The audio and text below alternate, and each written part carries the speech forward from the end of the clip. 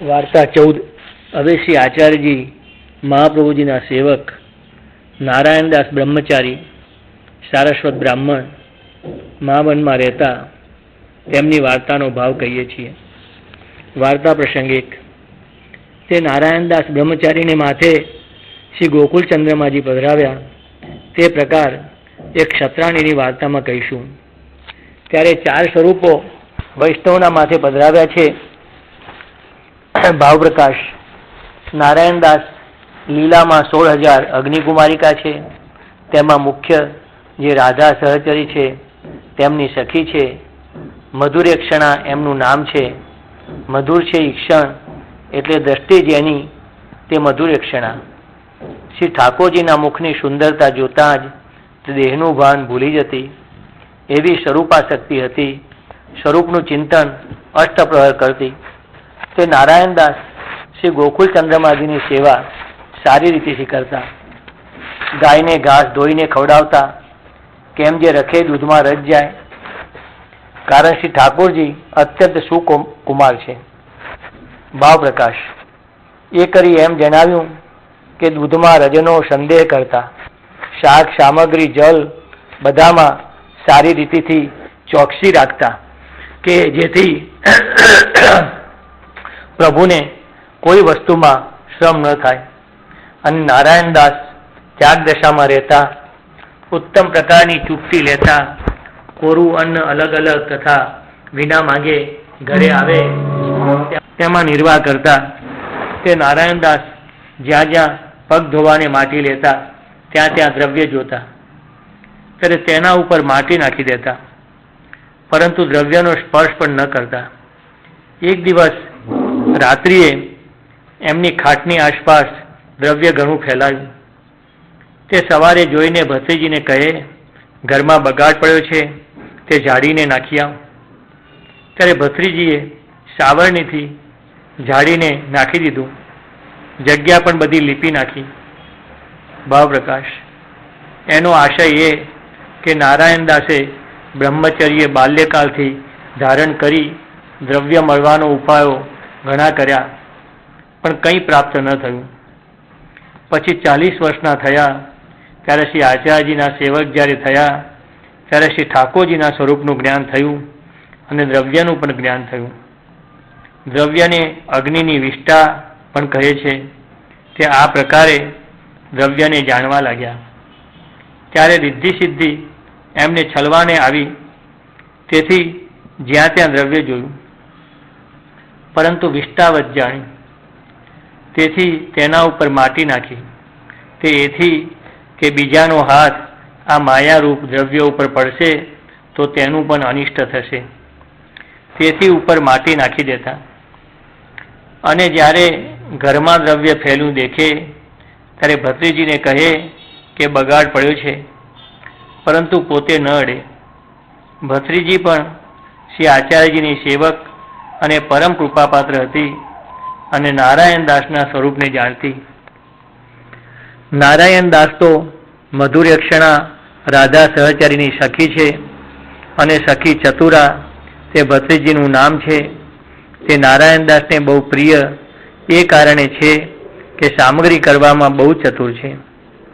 બાળ વિધવા થઈ છે, તેથી નારાયણદાસને ત્યાં રહેતી તે લીલાનું નામ અહીં પણ ચતુરા હતું। તે ચતુર ભત્રીજીએ નારાયણદાસનો શબ્દ સાંભળતા જ દ્રવ્ય ઝાડીને બહાર નાખી દીધું। નારાયણદાસે તો ફક્ત ઝાડવાનું કહ્યું હતું, પરંતુ એણે જાણ્યું કે નારાયણદાસે બગાડ કર્યો છે, તેથી જગ્યા પણ લીપવી જોઈએ। એવી ઉત્તમ બુદ્ધિ ભત્રીજીની જોઈ શ્રી ઠાકોરજી એનાથી બહુ પ્રસન્ન રહેતા। આ પ્રકારે બંને શ્રી ગોકુલચંદ્રમાજીની સેવા કરતા। વાર્તા પ્રસંગ 2। વળી એક દિવસ નારાયણદાસે નાહીને મંદિરમાં જઈ શ્રી ઠાકોરજીને મંગલભોગ ધરી પછી શૃંગાર કર્યો। તે સમયે શ્રી ઠાકોરજીના મુખચંદ્રની શોભા જોઈ ચકિત થઈ ગયા। ઘણીવાર સુધી જોઈ રહ્યા, પછી પૂછ્યું કે મહારાજ આ ઘટા ક્યાં વરસશે? ત્યારે શ્રી ઠાકોરજી પ્રસન્ન થઈને કહે કે રઘુનાથજીના ઉપર વરસશે. ત્યારે નારાયણદાસ પ્રસન્ન થયા. ભાવ પ્રકાશ. તેનું કારણ એ કે શ્રી રઘુનાથજીનું પ્રાગટ્ય રાધા સહચરીનું છે. એમને દંડકારણ્યમાં શ્રી રામચંદ્રજીનું વરદાન છે કે વ્રજમાં મનોરથ પૂરણ થશે. તેથી શ્રી ગુસાઈજીએ પણ પાંચમા લાલજીનું નામ શ્રી રઘુનાથજીએ ધર્યું. જે બહુ રમાવે, બધાના મનને હરે, તેને રામ કહીએ. શ્રી રઘુનાથજી પણ પરમ સુંદર રાધા સહચરી રૂપ છે અને તેવા સુંદર શ્રી ગોકુલ ચંદ્રમાજી છે અને રાધા સહચરીની સખી નારાયણદાસ છે. તેથી શ્રી રઘુનાથજીના ઉપર ઘટાની વૃષ્ટિ થવાનું સાંભળીને પોતે ઘણા પ્રસન્ન થયા, કેમ કે અમારા સ્વામીનો સંબંધ સદા રહેશે. વાર્તા પ્રસંગ 3. વળી એક દિવસે નારાયણદાસ શ્રી ઠાકોરજીને રાજભોગ ધરીને બહાર આવીને બેઠા ત્યારે હૃદય ભરાઈ ગયું.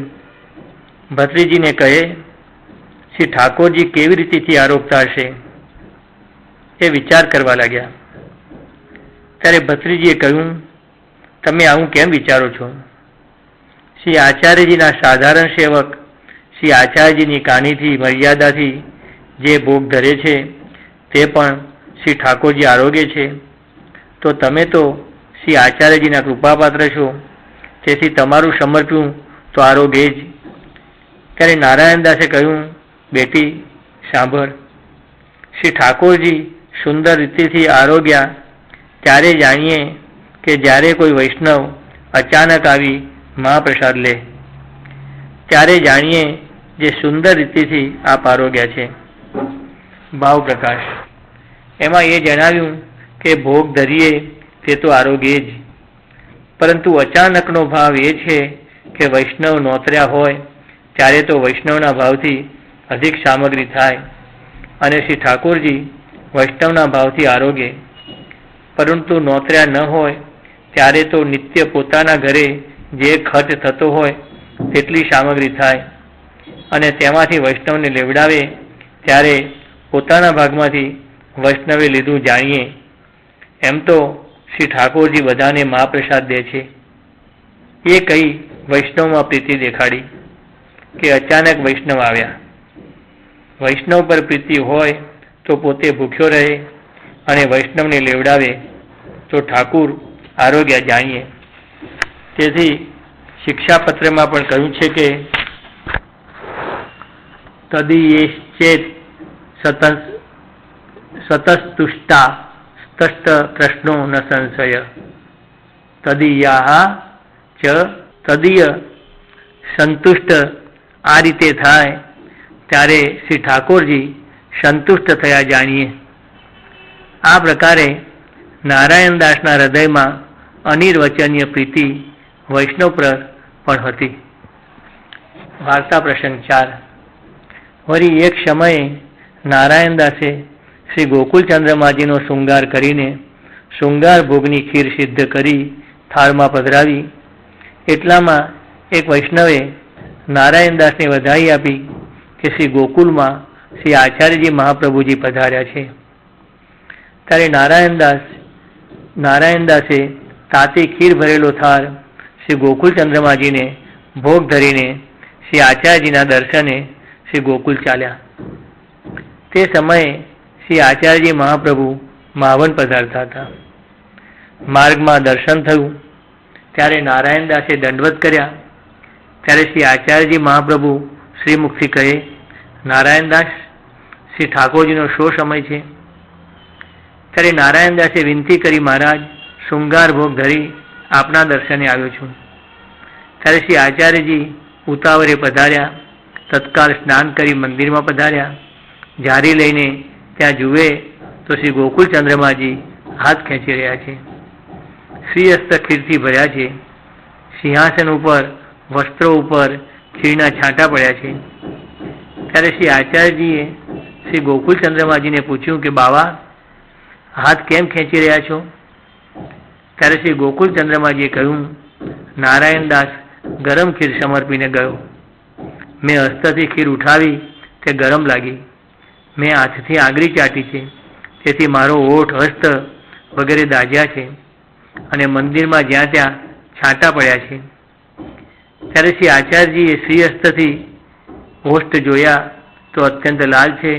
પછી ખીર પંખાથી ઠંડી કરીને ભોગ ધર્યો અને આ બહાર આવ્યા.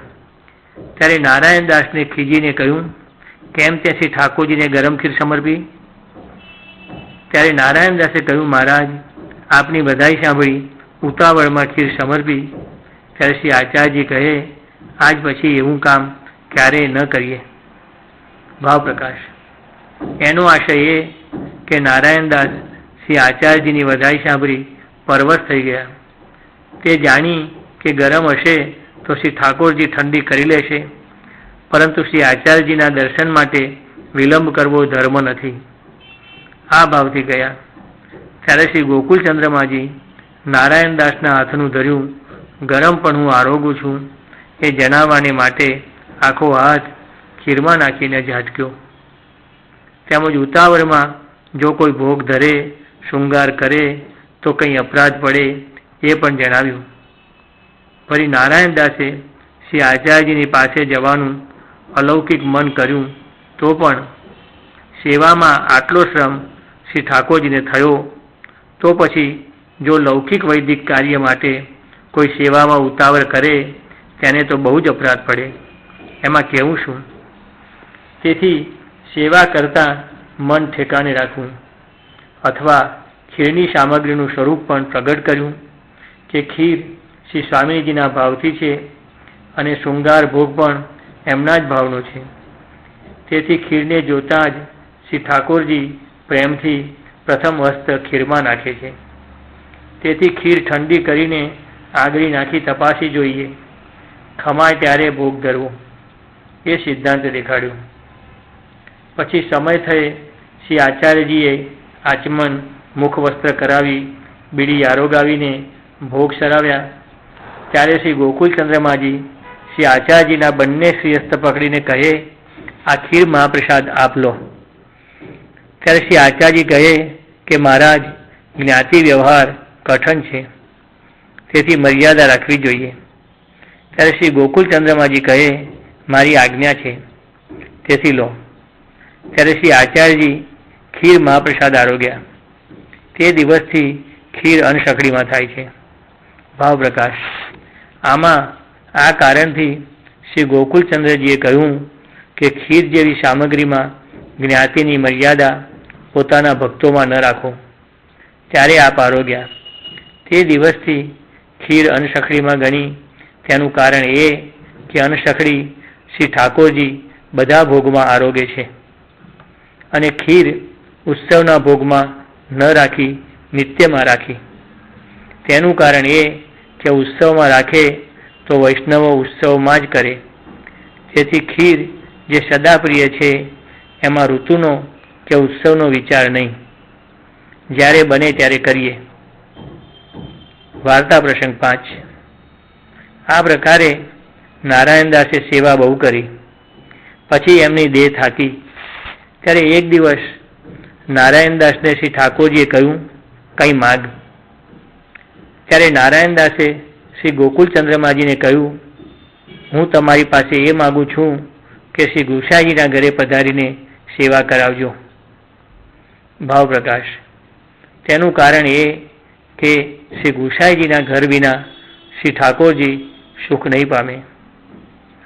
ત્યારે શ્રી ગોકુલચંદ્રમાજી ઘણા પ્રસન્ન થયા કે તે મારું સુખ માગ્યું, પોતાનું સુખ કંઈ ન માગ્યું. પછી નારાયણદાસની ભત્રીજીની દેહ છૂટી. તેના ત્રીજા દિવસે નારાયણદાસની દેહ પણ છૂટી. પછી એક કૃષ્ણદાસ સ્વામી માવનમાં રહેતા, જે નારાયણદાસની જ્ઞાતિના હતા અને શ્રી ગુસાઈજીના સેવક હતા, તેમની પાસે થોડાક દિવસ શ્રી ગોકુલચંદ્રમાજીએ સેવા કરાવી.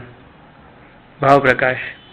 તે એથી કે લીલામાં એ પણ નારાયણદાસની સખી છે, મૃદુબેની એનું નામ છે, તેથી સેવા કરાવી.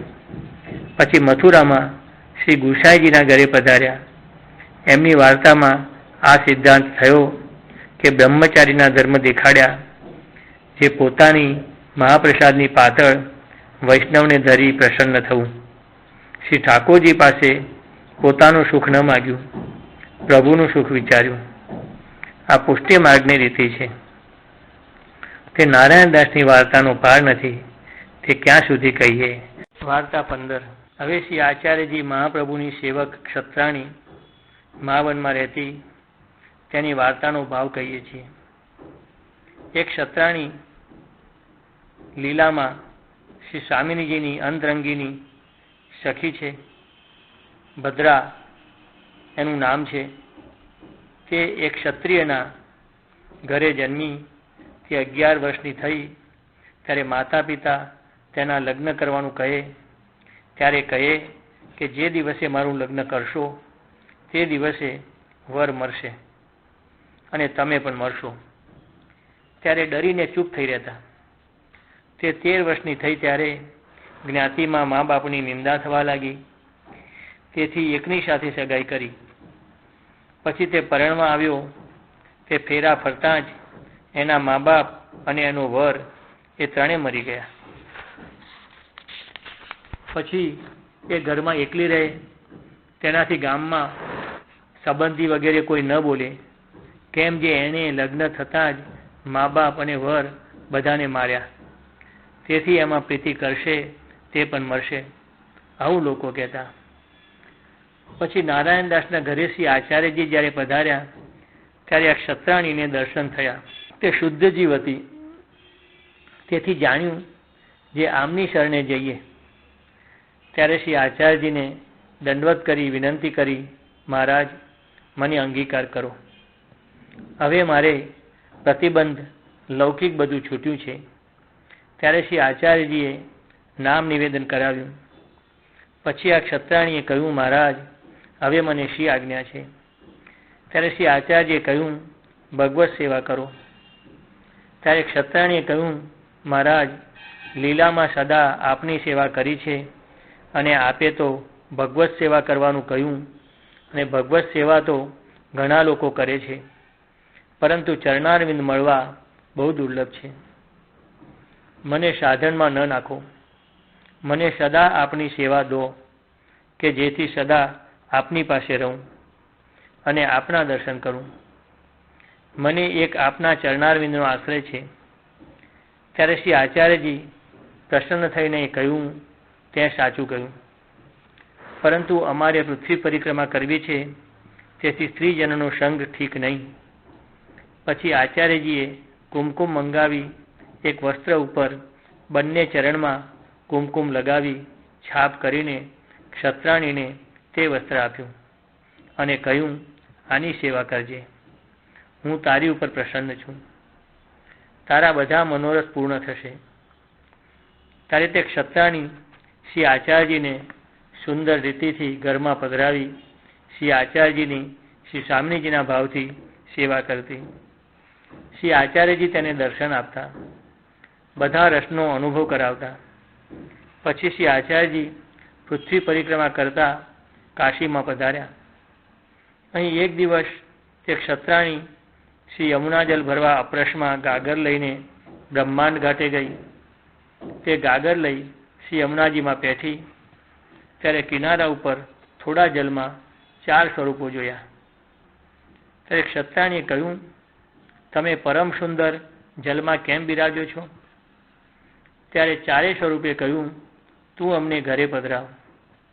હવે થોડા દિવસોમાં શ્રી આચાર્યજી પધારશે, ત્યારે એમને આપજે. ત્યારે તે ક્ષત્રાણીએ કહ્યું, હું ઘરમાં શ્રી આચાર્યજીને પૂછી આવું, પછી પધરાવું. પછી ગાગર ભરીને જલ્દી દોડી અને મંદિરમાં જઈ વિનંતી કરીને કહ્યું, મહારાજ 4 સ્વરૂપ શ્રી યમુનાજીના કિનારે છે. તે કહે છે કે અમને પધરાવો, તો શી આજ્ઞા છે? ત્યારે શ્રી આચાર્યએ કહ્યું, જ્યાં જલ્દી પધરાવી લાવો.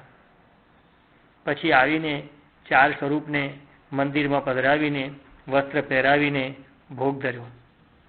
તેમાં એ જણાવ્યું કે તે ક્ષત્રાણીનું મમત્વ શ્રી આચાર્યજીની સેવામાં હતું, ભગવત સેવા ઉપર ન હતું.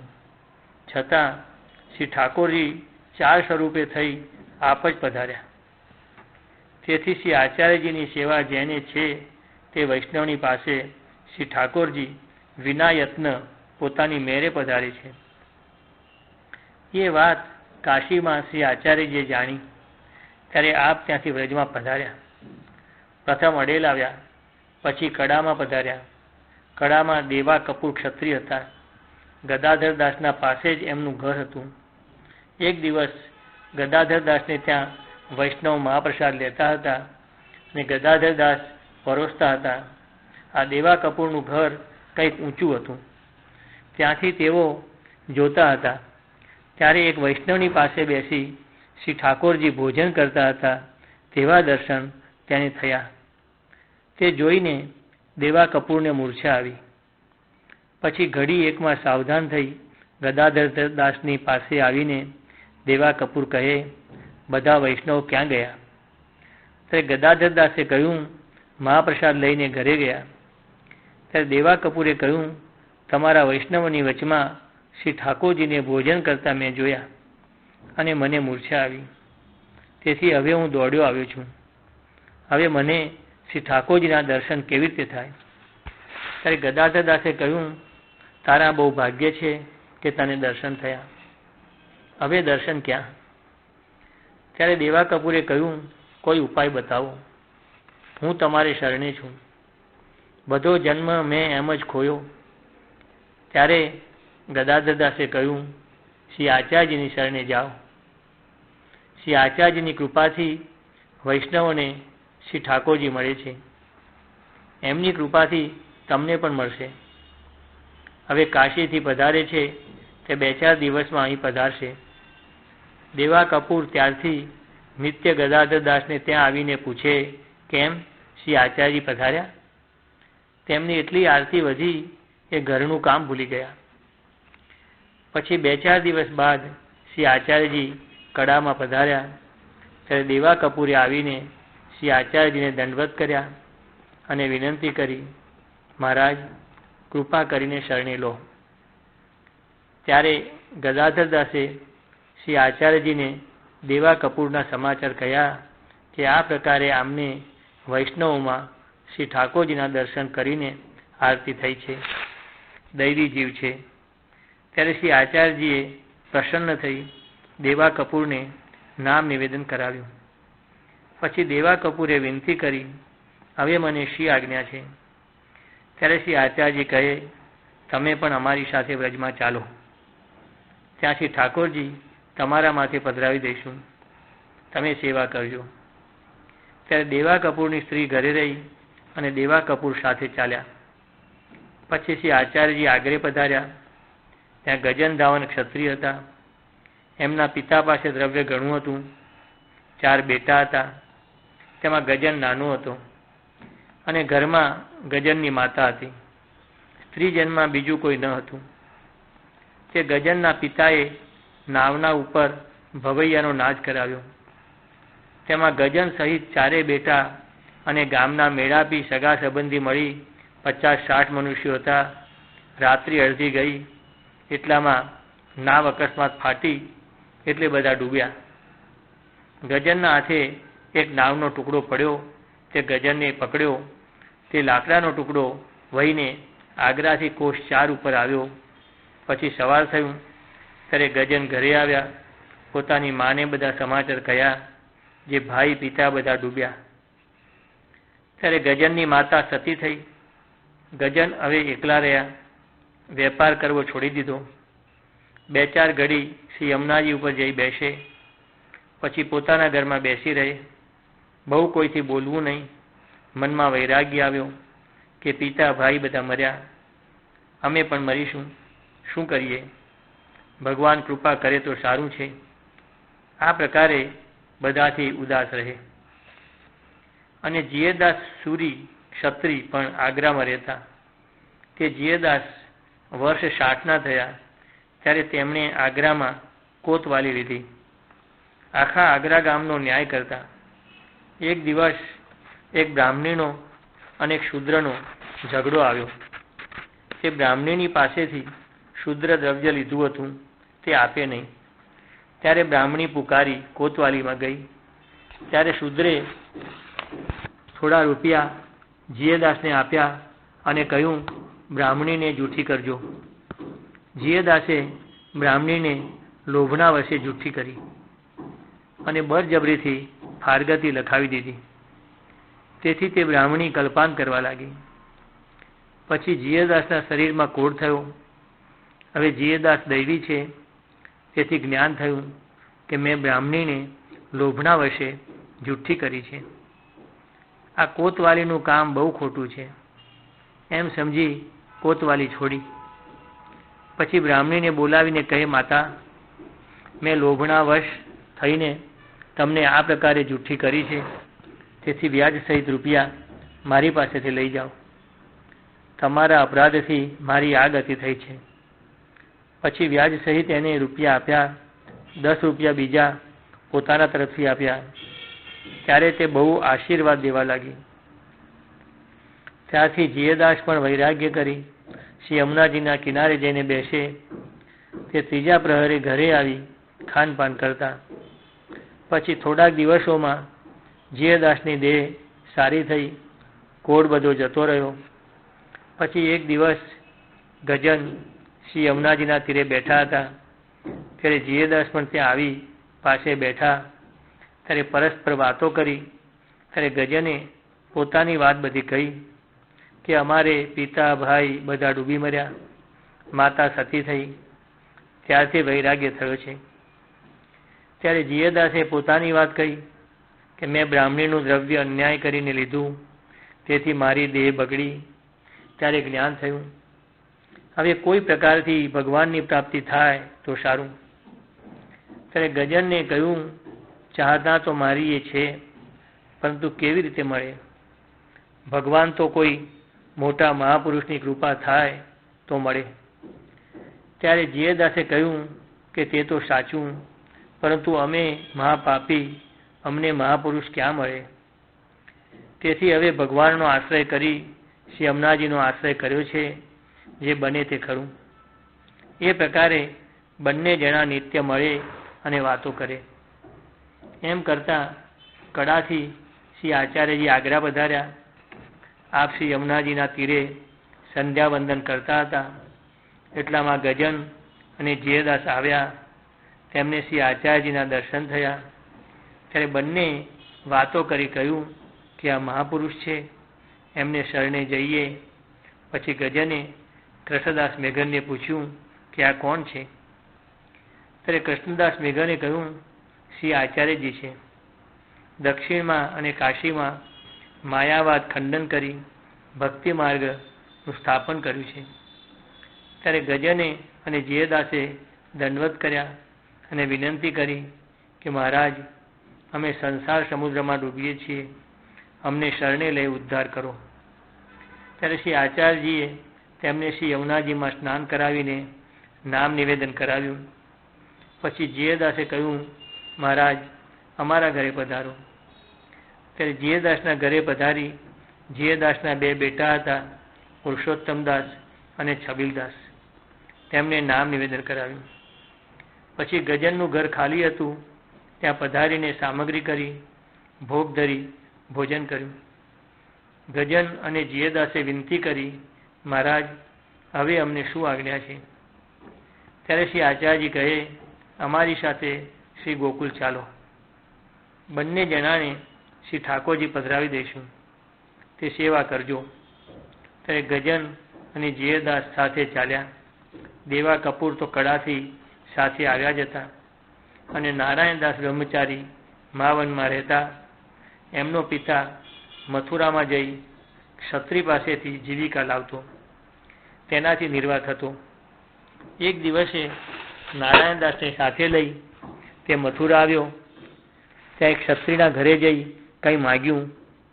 ત્યારે ક્ષત્રિય રીસ કરીને કહ્યું કે ધિક્કાર છે, બ્રાહ્મણનો નિત્ય સવાર થતાં જ તારો જન્મ માગતા વીત્યો, પરંતુ ક્યારેય પેટ ન ભરાણું, તને ક્યારેય લાજ પણ ના આવી. એ સાંભળતા જ નારાયણદાસને ખોટું લાગ્યું. તે મહાવન ચાલ્યા આવ્યા. પિતા બીજી જગ્યાએથી માગીને મહાવન આવ્યા. ત્યારે નારાયણદાસે કહ્યું, હવે મારું મુખ ન જુઓ, હું તારી લાવેલી ભીખ આદિ કંઈ નહીં ખાવું. ત્યારે પિતાએ સમજાવ્યા કે આપણા બ્રાહ્મણનું એ જ કર્મ છે. માગવા જઈએ તો અનાદર પણ થાય અને માગીએ નહીં તો કામ કેમ ચાલે. ત્યારે નારાયણદાસે કહ્યું, તમારું કર્મ માગવાનું છે તે માગો, હું તમારે ત્યાં નહીં રહું. એમ કહીને તે તો શ્રી યમુનાજીના તીરે બ્રહ્માંડ ઘાટે જઈ બેઠા અને જે આવે તેમાં નિર્વાહ કરે, ગાયત્રી જપે, કોઈથી બોલે નહીં. એમ કરતા નારાયણદાસના પિતા માતાની દેહ છૂટી. તે પછી ઘરમાં રહ્યા. તેમણે દ્રવ્યનો ઉપાય સાધન ઘણા કર્યા, પરંતુ દ્રવ્ય ન મળ્યું. પછી એકાદશ છંદમાં અષ્ટસિદ્ધિનું વર્ણન છે. તેના પણ સાધન ઘણા કર્યા, પરંતુ સાધન કોઈ સિદ્ધ ન થયું. તેથી હાર માની રહ્યા. એમ કરતા 40 વર્ષના થયા ત્યારે વૈરાગ્ય આવ્યો. જે દ્રવ્યની પાછળ આટલા દિવસો વૃથા ખોયા, હવે મથુરા જઈ ભગવાનને માટે તપ કરું. ત્યાં ધ્રુવજીએ તપ કર્યું છે. પછી ત્યાં આવીને આખો દિવસ ગાયત્રી જપે, રાત્રિએ પાસે દૂધ લે. એ પ્રકારે 6 દિવસ વીત્યા. એટલામાં શ્રી આચાર્યજી આગ્રાથી મથુરા પધાર્યા. આપ ધ્રુવઘાટની ઉપર મધ્યાહ્નની સંધ્યા કરતા હતા. ત્યારે આપે નારાયણદાસની તરફ જોયું. ત્યારે નારાયણદાસના મનમાં એ આવ્યું કે એમના સેવક થઈએ તો શ્રી ઠાકોરજી કૃપા કરે. એટલે શ્રી આચાર્યજીને દંડવત કરી વિનંતી કરી, મહારાજ મને કૃપા કરીને સેવક કરો. ત્યારે શ્રી આચાર્યજી કહે, તમે બ્રહ્મચારી છો. પહેલાં તો દ્રવ્યને માટે બહુ ઉપાય કર્યો, તે સિદ્ધ ન થયો. હવે તું શ્રી ઠાકોરજીને માટે તપ કરે છે, તો પછી સેવક થવાનું કેમ કહે છે? ત્યારે નારાયણદાસે કહ્યું, મહારાજ આપ પૂર્ણ પુરુષોત્તમ છો. મારા જન્મની સઘળી વાત કહી દીધી. આપની કૃપા વિના શ્રી ઠાકોરજી દુર્લભ છે. હું બહુ ભટક્યો છું. આપે મારા ઉપર કૃપા દ્રષ્ટિ કરી ત્યારે મારું મન સેવક થવાનું થયું. તેવી જ કૃપા કરીને હવે શરણે લો. પછી શ્રી આચાર્યજીએ નારાયણદાસને નામ નિવેદન કરાવ્યું. ત્યારે નારાયણદાસે વિનંતી કરી, મહારાજ હવે અમારું શું કર્તવ્ય છે? ત્યારે શ્રી આચાર્યજી કહે, અમારી સાથે મહાવન ચાલો. તમારે સાથે શ્રી ઠાકોરજી પધરાવી દઈશું. તમારે માથે શ્રી ઠાકોરજી પધરાવી દઈશું. તેમની તમે સેવા કરજો. ત્યારે નારાયણદાસે કહ્યું, મારું ઘર માવનમાં છે, ત્યાં આપ પધારો અને મારે એક ભત્રીજી છે તેને સેવક કરો. પછી શ્રી આચાર્યજી સાંજના શ્રી ગોકુલ પધાર્યા. રાત્રિએ ત્યાં રહ્યા. પ્રાતઃકાલ નારાયણદાસના ઘરે માવન પધારીને નારાયણદાસની ભત્રીજીને નામ નિવેદન કરાવ્યું. એટલામાં માવનમાં એક ક્ષત્રાણીને 4 સ્વરૂપે કહ્યું, શ્રી આચાર્યજી નારાયણદાસના ઘરે પધાર્યા છે, ત્યાં અમને લઈ ચાલો. વાર્તા પ્રસંગ 1. તે એક સમય શ્રી આચાર્યજી મહાપ્રભુ પૃથ્વી પરિક્રમા કરતા માવન પધાર્યા. ત્યારે તે ક્ષત્રાણીને બ્રહ્માંડ ઘાટ ઉપર શ્રી યમુનાજીમાંથી 4 સ્વરૂપો પ્રાપ્ત થયા હતા. તે 4 સ્વરૂપો લાવીને આચાર્યજીની પાસે રાખ્યા. શ્રી આચાર્યજીએ 4 સ્વરૂપો 4 વૈષ્ણવને માથે પધરાવ્યા. શ્રી નવનીત પ્રિયજી ગજનધાવનને માથે પધરાવ્યા. શ્રી ગોકુલચંદ્રમાજી નારાયણદાસના માથે પધરાવ્યા. લાડીલેશજી જીયદાસ સુરી ક્ષત્રિયના માથે પધરાવ્યા. શ્રી લલિત ત્રિભંગીજી દેવા કપૂરને માથે પધરાવ્યા. અને 4 વૈષ્ણવને શ્રી આચાર્યજીએ કહ્યું, જે આ મારું સર્વસ્વ છે તે તમારા માથે પધરાવ્યા છે, તો સેવા પ્રીતિથી સુંદર રીતિથી કરજો. અને જ્યારે તમારાથી સેવા ન બને ત્યારે અમારા ઘરે પધરાવજો. પછી તે 4ને સેવાની રીતિ આપે બતાવી. પછી દેવા કપૂર અને જીયદાસને કહે, તમે ઠાકોરજીને પધરાવી ઘરે પધરાવી લઈ જાઓ, ગજન પછીથી આવશે. ત્યારે જીયદાસ આગ્રા પોતાના ઘરે આવ્યા અને સેવા કરવા લાગ્યા. આ બધો પ્રકાર એમની વાર્તામાં આગળ કહીશું. અને દેવા કપૂર કડામાં આવ્યા. તેમની સેવાનો પ્રકાર દેવા કપૂરની વાર્તામાં કહીશું. નારાયણદાસને સેવાની રીતિ બતાવી નારાયણદાસે જે રીતે સેવા કરી તે પ્રકાર નારાયણદાસની વાર્તામાં પહેલાં કહી આવ્યા છીએ. વાર્તા પ્રસંગ 2. હવે શ્રી આચાર્યજી ગજનને અને શ્રી નવનીતપ્રિયજીને સાથે લઈને શ્રી ગોકુળ પધાર્યા. આપની સાથે દામોદરદાસ અરસાણી, કૃષ્ણદાસ વગેરે છે. આપ શ્રી ગોકુલ આવ્યા.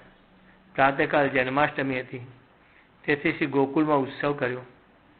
એક દેહડી એટલે દહીંની માટીનું વાસણ મટકી દહીંથી દધી કાદવ કર્યો. એક ઉપરણામાં શ્રી નવનીતપ્રિયજીને ઝુલાવ્યા. એક તરફ દામોદરદાસ અરસાણી અને એક તરફ કૃષ્ણદાસ મેઘન ને છેડા પકડ્યા. ગજને નૃત્ય કર્યું. શ્રી આચાર્યજીએ પાલને ઝુલાવ્યા. સાક્ષાત નંદરાય, યશોદાજી, વ્રજભક્તો, ગોપ ગોપી બધી નંદાલેની લીલાને પ્રગટ કરી અને તેનો અનુભવ સેવકોને કરાવ્યો.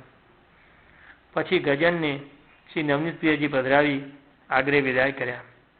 હવે ગજને આગરે આવી જે પ્રકારે સેવા કરી તે પ્રકાર ગજનની વાર્તામાં ઉપર કહી આવ્યા છીએ.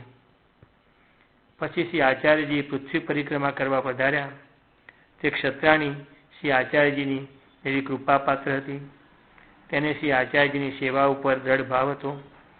ચારે સ્વરૂપ પ્રથમ જ પધાર્યા, પરંતુ શ્રી આચાર્યજીની સેવામાં મમત્વ રાખ્યું. એની વાર્તા ગૂઢ છે, તેથી તેનો બહુ પ્રકાશ કર્યો નથી. વાર્તા 16. હવે શ્રી આચાર્યજી મહાપ્રભુજીના સેવક જીયદાસ સુરી ક્ષત્રિય આગ્રામાં રહેતા તેમની વાર્તાનો ભાવ કહીએ છીએ. ભાવ પ્રકાશ. જીયદાસ લીલામાં શ્રી યમુનાજીની સખી છે.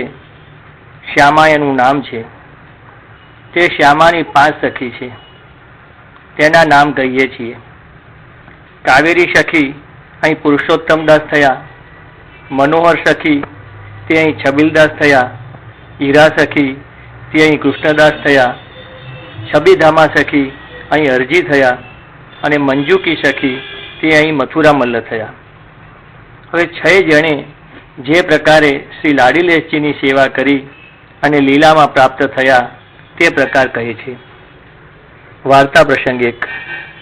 હવે જીયદાસ સુરી ક્ષત્રિયના માથે શ્રી આચાર્યજીએ લાડીલેશજી પધરાવ્યા. તે આગ્રા આવ્યા. પ્રાતઃકાલથી સાયંકાલ સુધી સેવા મન લગાડીને કરી. તનુજા વિત્તજા માનસી સેવા કરી. પછી અનોસર કરતા વિરહ એવો થયો કે દેહ છૂટી ગયો. આ પ્રકારે શ્રી લાડીલેશજીએ ફક્ત 4 પ્રહર જીયદાસ પાસે સેવા કરાવી. ભાવ પ્રકાશ. કેમ કે જીયદાસ ઉત્તમ અધિકારી છે. લીલામાં તેઓ મગન થઈ ગયા. લૌકિક વૈદિક કંઈ ન જોયું. પછી જીયદાસના 2 બેટા હતા, પુરુષોત્તમદાસ અને છબીલદાસ. એમણે કેટલાક દિવસ સેવા કરી. આ 2 ભાઈને સંતતિ ન થઈ. ભાવ પ્રકાશ. કેમ કે જીયદાસનો દેહ છૂટ્યા પછી બંને ભાઈઓએ લૌકિકમાં વ્યવહાર છોડીને શ્રી ઠાકોરજીમાં મન લગાડી સેવા કરી. પછી જ્યારે જાણ્યું કે હવે દેહ છૂટશે ત્યારે એ 2 ભાઈ મામા કૃષ્ણદાસ ચોપડા ક્ષત્રિય હતા, તેમના માથે શ્રી લાડીલેશજીને પધરાવ્યા. તે કૃષ્ણદાસ ચોપડાએ કેટલાક દિવસ સારી રીતે સેવા કરી. પછી એક સમય મહામારીનો રોગ આવ્યો ત્યારે કૃષ્ણદાસના બધા કુટુંબનો દેહ છૂટ્યો. કૃષ્ણદાસ પોતે એકલા રહ્યા. ભાવ પ્રકાશ. કેમ કે કુટુંબ દૈવી ન હતું, તેથી કોઈ સેવક ન થયા અને દ્રવ્ય જેટલું દૈવી હતું તેટલું શ્રી ઠાકોરજી અંગીકાર કર્યું. પછી આસુરી રહ્યું તે આગ્રામાં પઠાણે આવીને ગામ લૂંટ્યું, તેમાં ગયું. ફક્ત કૃષ્ણદાસ અને લાડીલેશજી રહ્યા હતા. એમનું દ્રવ્ય બધું લૂંટાઈ ગયું. કૃષ્ણદાસના એક મિત્ર હરજી મથુરામલ્લ હતા. તે શ્રી આચાર્યજીના સેવક હતા. તેમના ઘરે કૃષ્ણદાસ જઈને રહ્યા. તે મથુરામલ્લે 3 દિવસ સુધી સેવા કરી દેહ છોડ્યો. ભગવત પ્રાપ્તિ થઈ. પછી હરજી અને કૃષ્ણદાસે મળીને સેવા કરી. પછી કૃષ્ણદાસ પણ લીલામાં પ્રાપ્ત થયા. પછી હરજીએ 1.5 વર્ષ સુધી શ્રી રાડીરચીની સેવા કરી. પછી આપ શ્રી ગુસાઈજીના ઘરે શ્રી ગોકુલ પધાર્યા. તે જીયદાસ શ્રી આચાર્યજીના એવા કૃપાપાત્ર ભગવદી હતા, તેમની વાર્તાનો પાર નથી, તે ક્યાં સુધી કહીએ. ભાવ પ્રકાશ. પછી અરજીનો દેહ બગડ્યો, તેથી મોટા શ્રી ગિરધરજીના લાલજી, શ્રી દામોદરજી, શ્રી મુરલીધરજી, શ્રી ગોપીનાથજી એમના ઘરે શ્રી ગોકુલમાં શ્રી ઠાકોરજીને બધી સામગ્રી વસ્ત્ર આભૂષણ સહિત પધરાવી વિરહ કરી દેહ છોડ્યો. તેથી એ છએ શ્રી આચાર્યજીના કૃપાપાત્ર ભગવદી હતા, લીલા સંબંધી હતા. તે એક જન્મમાં પ્રભુને પામ્યા. વાર્તા 16 પૂરી. વાર્તા 17. હવે શ્રી આચાર્યજી મહાપ્રભુજીના સેવક દેવા કપૂર ક્ષત્રિય કડામાં રહેતા, તેમની વાર્તાનો ભાવ કહીએ છીએ. ભાવ પ્રકાશ. દેવા કપૂર અને દેવા કપૂરની સ્ત્રી બંને શ્રી યશોદાજીની સખી છે. દેવા કપૂરનું નામ પ્રવીણા લીલામાં છે અને દેવા કપૂરની સ્ત્રીનું નામ લીલામાં રસલીના છે. વાર્તા પ્રસંગ 1. તે દેવા કપૂરના માથે શ્રી આચાર્યજીએ શ્રી લલિત ત્રિભંગીજીની સેવા પધરાવી. તેમણે સ્ત્રી સહિત બહુ દિવસ પર્યંત શ્રી લલિત ત્રિભંગીજીની સેવા કરી. પછી દેવા કપૂરનો દેહ છૂટ્યો. પછી દેવા કપૂરની સ્ત્રીએ બહુ દિવસ સેવા કરી. કેટલાક દિવસ પછી દેવા કપૂરની સ્ત્રીનો દેહ છૂટ્યો, ત્યારે એના સગા સંબંધીઓએ એનો અગ્નિ સંસ્કાર કર્યો. તે પછી ઘરે આવી મંદિરના કમાડ ખોલીને પુત્રોએ જોયું તો સઘળી સામગ્રી જેમની તેમ સ્થિત છે, પણ શ્રી ઠાકોરજી નથી. શૈયા ખાલી પડી છે. શ્રી ઠાકોરજી અંતર્ધાન થયા તે કોઈથી જાણ્યું ન ગયું. દેવા કપૂરના બેટા 4 હતા, પરંતુ શ્રી ઠાકોરજીએ તેમની પાસે સેવા ન કરાવી. ભાવ પ્રકાશ. કેમ કે યદ્યપિ તે સર્વે નામ શ્રી ગોપીનાથજી શ્રી ગુસાઈજીના મોટાભાઈ પાસે માંગ્યું હતું, પામ્યું હતું, પરંતુ તેઓ લૌકિક વૈદિક કાર્યમાં આસક્ત હતા. તેથી શ્રી ઠાકોરજીએ સેવા ન કરાવી. વળી શ્રી ગોપીનાથજીએ જેમને નામ દીધું તે મર્યાદા માર્ગે થયા. એ બલદેવજી મર્યાદા રૂપ છે અને શ્રી લલિત ત્રિભંગીજી શ્રી આચાર્યજીના સેવ્ય પુષ્ટિ પુરુષોત્તમ છે. તે સંબંધ કેમ બને? અને 4 પુત્રોની આગળ વૈષ્ણવોને સેવા કેવી રીતે મળે? તેથી શ્રી ઠાકોરજી અંતર્ધ્યાન થઈ ગયા. પછી સિંહનદમાં એક શ્રી ગુસાઈજીની સેવકીની બ્રાહ્મણી હતી. તેને ઘરે પ્રગટ થઈ બધી વાત તે બ્રાહ્મણીને કહી ગોપ્ય રીતિથી ઘણા દિવસ સુધી તેની પાસે સેવા કરાવી. તે પ્રકાર શ્રી ગુસાઈજીની વાર્તાના ભાવમાં લખેલ છે. જે પ્રકારે શ્રી ગુસાઈજીના કુલમાં પધાર્યા તે પ્રકાર લખ્યો છે. તે દેવા કપૂર અને દેવા કપૂરની સ્ત્રી મહાન ભગવતી હતા, તેથી તેમની વાર્તા ક્યાં સુધી કહીએ. ભાવ પ્રકાશ. એમની વાર્તામાં આ સિદ્ધાંત કે દૈવી જીવ વિના શ્રી ઠાકોરજીમાં સ્નેહ ન હોય અને શ્રી ઠાકોરજી સેવા પણ ન કરાવે. વાર્તા 17 પૂરી. વાર્તા 18. હવે શ્રી આચાર્યજી મહાપ્રભુજીના સેવક દિનકર શેઠ ક્ષત્રિય પ્રયાગમાં રહેતા, તેમની વાર્તાનો ભાવ કહીએ છીએ. ભાવ પ્રકાશ. એ દિનકર શેઠ લીલામાં ભગવત સંબંધીની શ્રી ઠાકોરજીની સખી છે. એને શ્રી સ્વામિનીજીથી બહુ પ્રીતિ છે. શ્રી ઠાકોરજીની વાર્તા બધી પૂછતી. શ્રી સ્વામિનીજી એને બધી પોતાની પ્રીતિની વાત કહેતા. લીલામાં એનું નામ મન આતુરી છે. સદા શ્રી સ્વામિનીજીની વાર્તા સાંભળી શ્રી ઠાકોરજીને કહેતી. બંનેની વાર્તા સાંભળવામાં મન ખૂબ જ આતુર રહી ન શકે. વાર્તા સાંભળવાનું વ્યસન હતું, તેથી શ્રી ઠાકોરજી અને શ્રી સ્વામિનીજીને પરમ પ્રિય છે. તે દિનકર શેઠ પ્રયાગમાં એક મોટો દ્રવ્યપાત્ર ક્ષત્રિય હતો. તેના ઘરે જન્મ્યા. તે 5 વર્ષના થયા તે દિવસથી શ્રી ઠાકોરજીની કથા વાર્તા જ્યાં થાય તે સાંભળવામાં એમનું મન લાગ્યું. પછી વર્ષ 10-12 થયા ત્યારે ઘરેણા કપડાં પોતાના તથા ઘરમાં જે હાથ લાગે તે કથા કહેવાવાળાને દઈ આવે. તેથી એમના મા બાપ અને 3 ભાઈ હતા તે બધા દિનકર શેઠને ચોર કહેતા. ઘરમાં એનો વિશ્વાસ ન કરતા. એક સમય દિનકર શેઠના મોટા ભાઈનું લગ્ન હતું.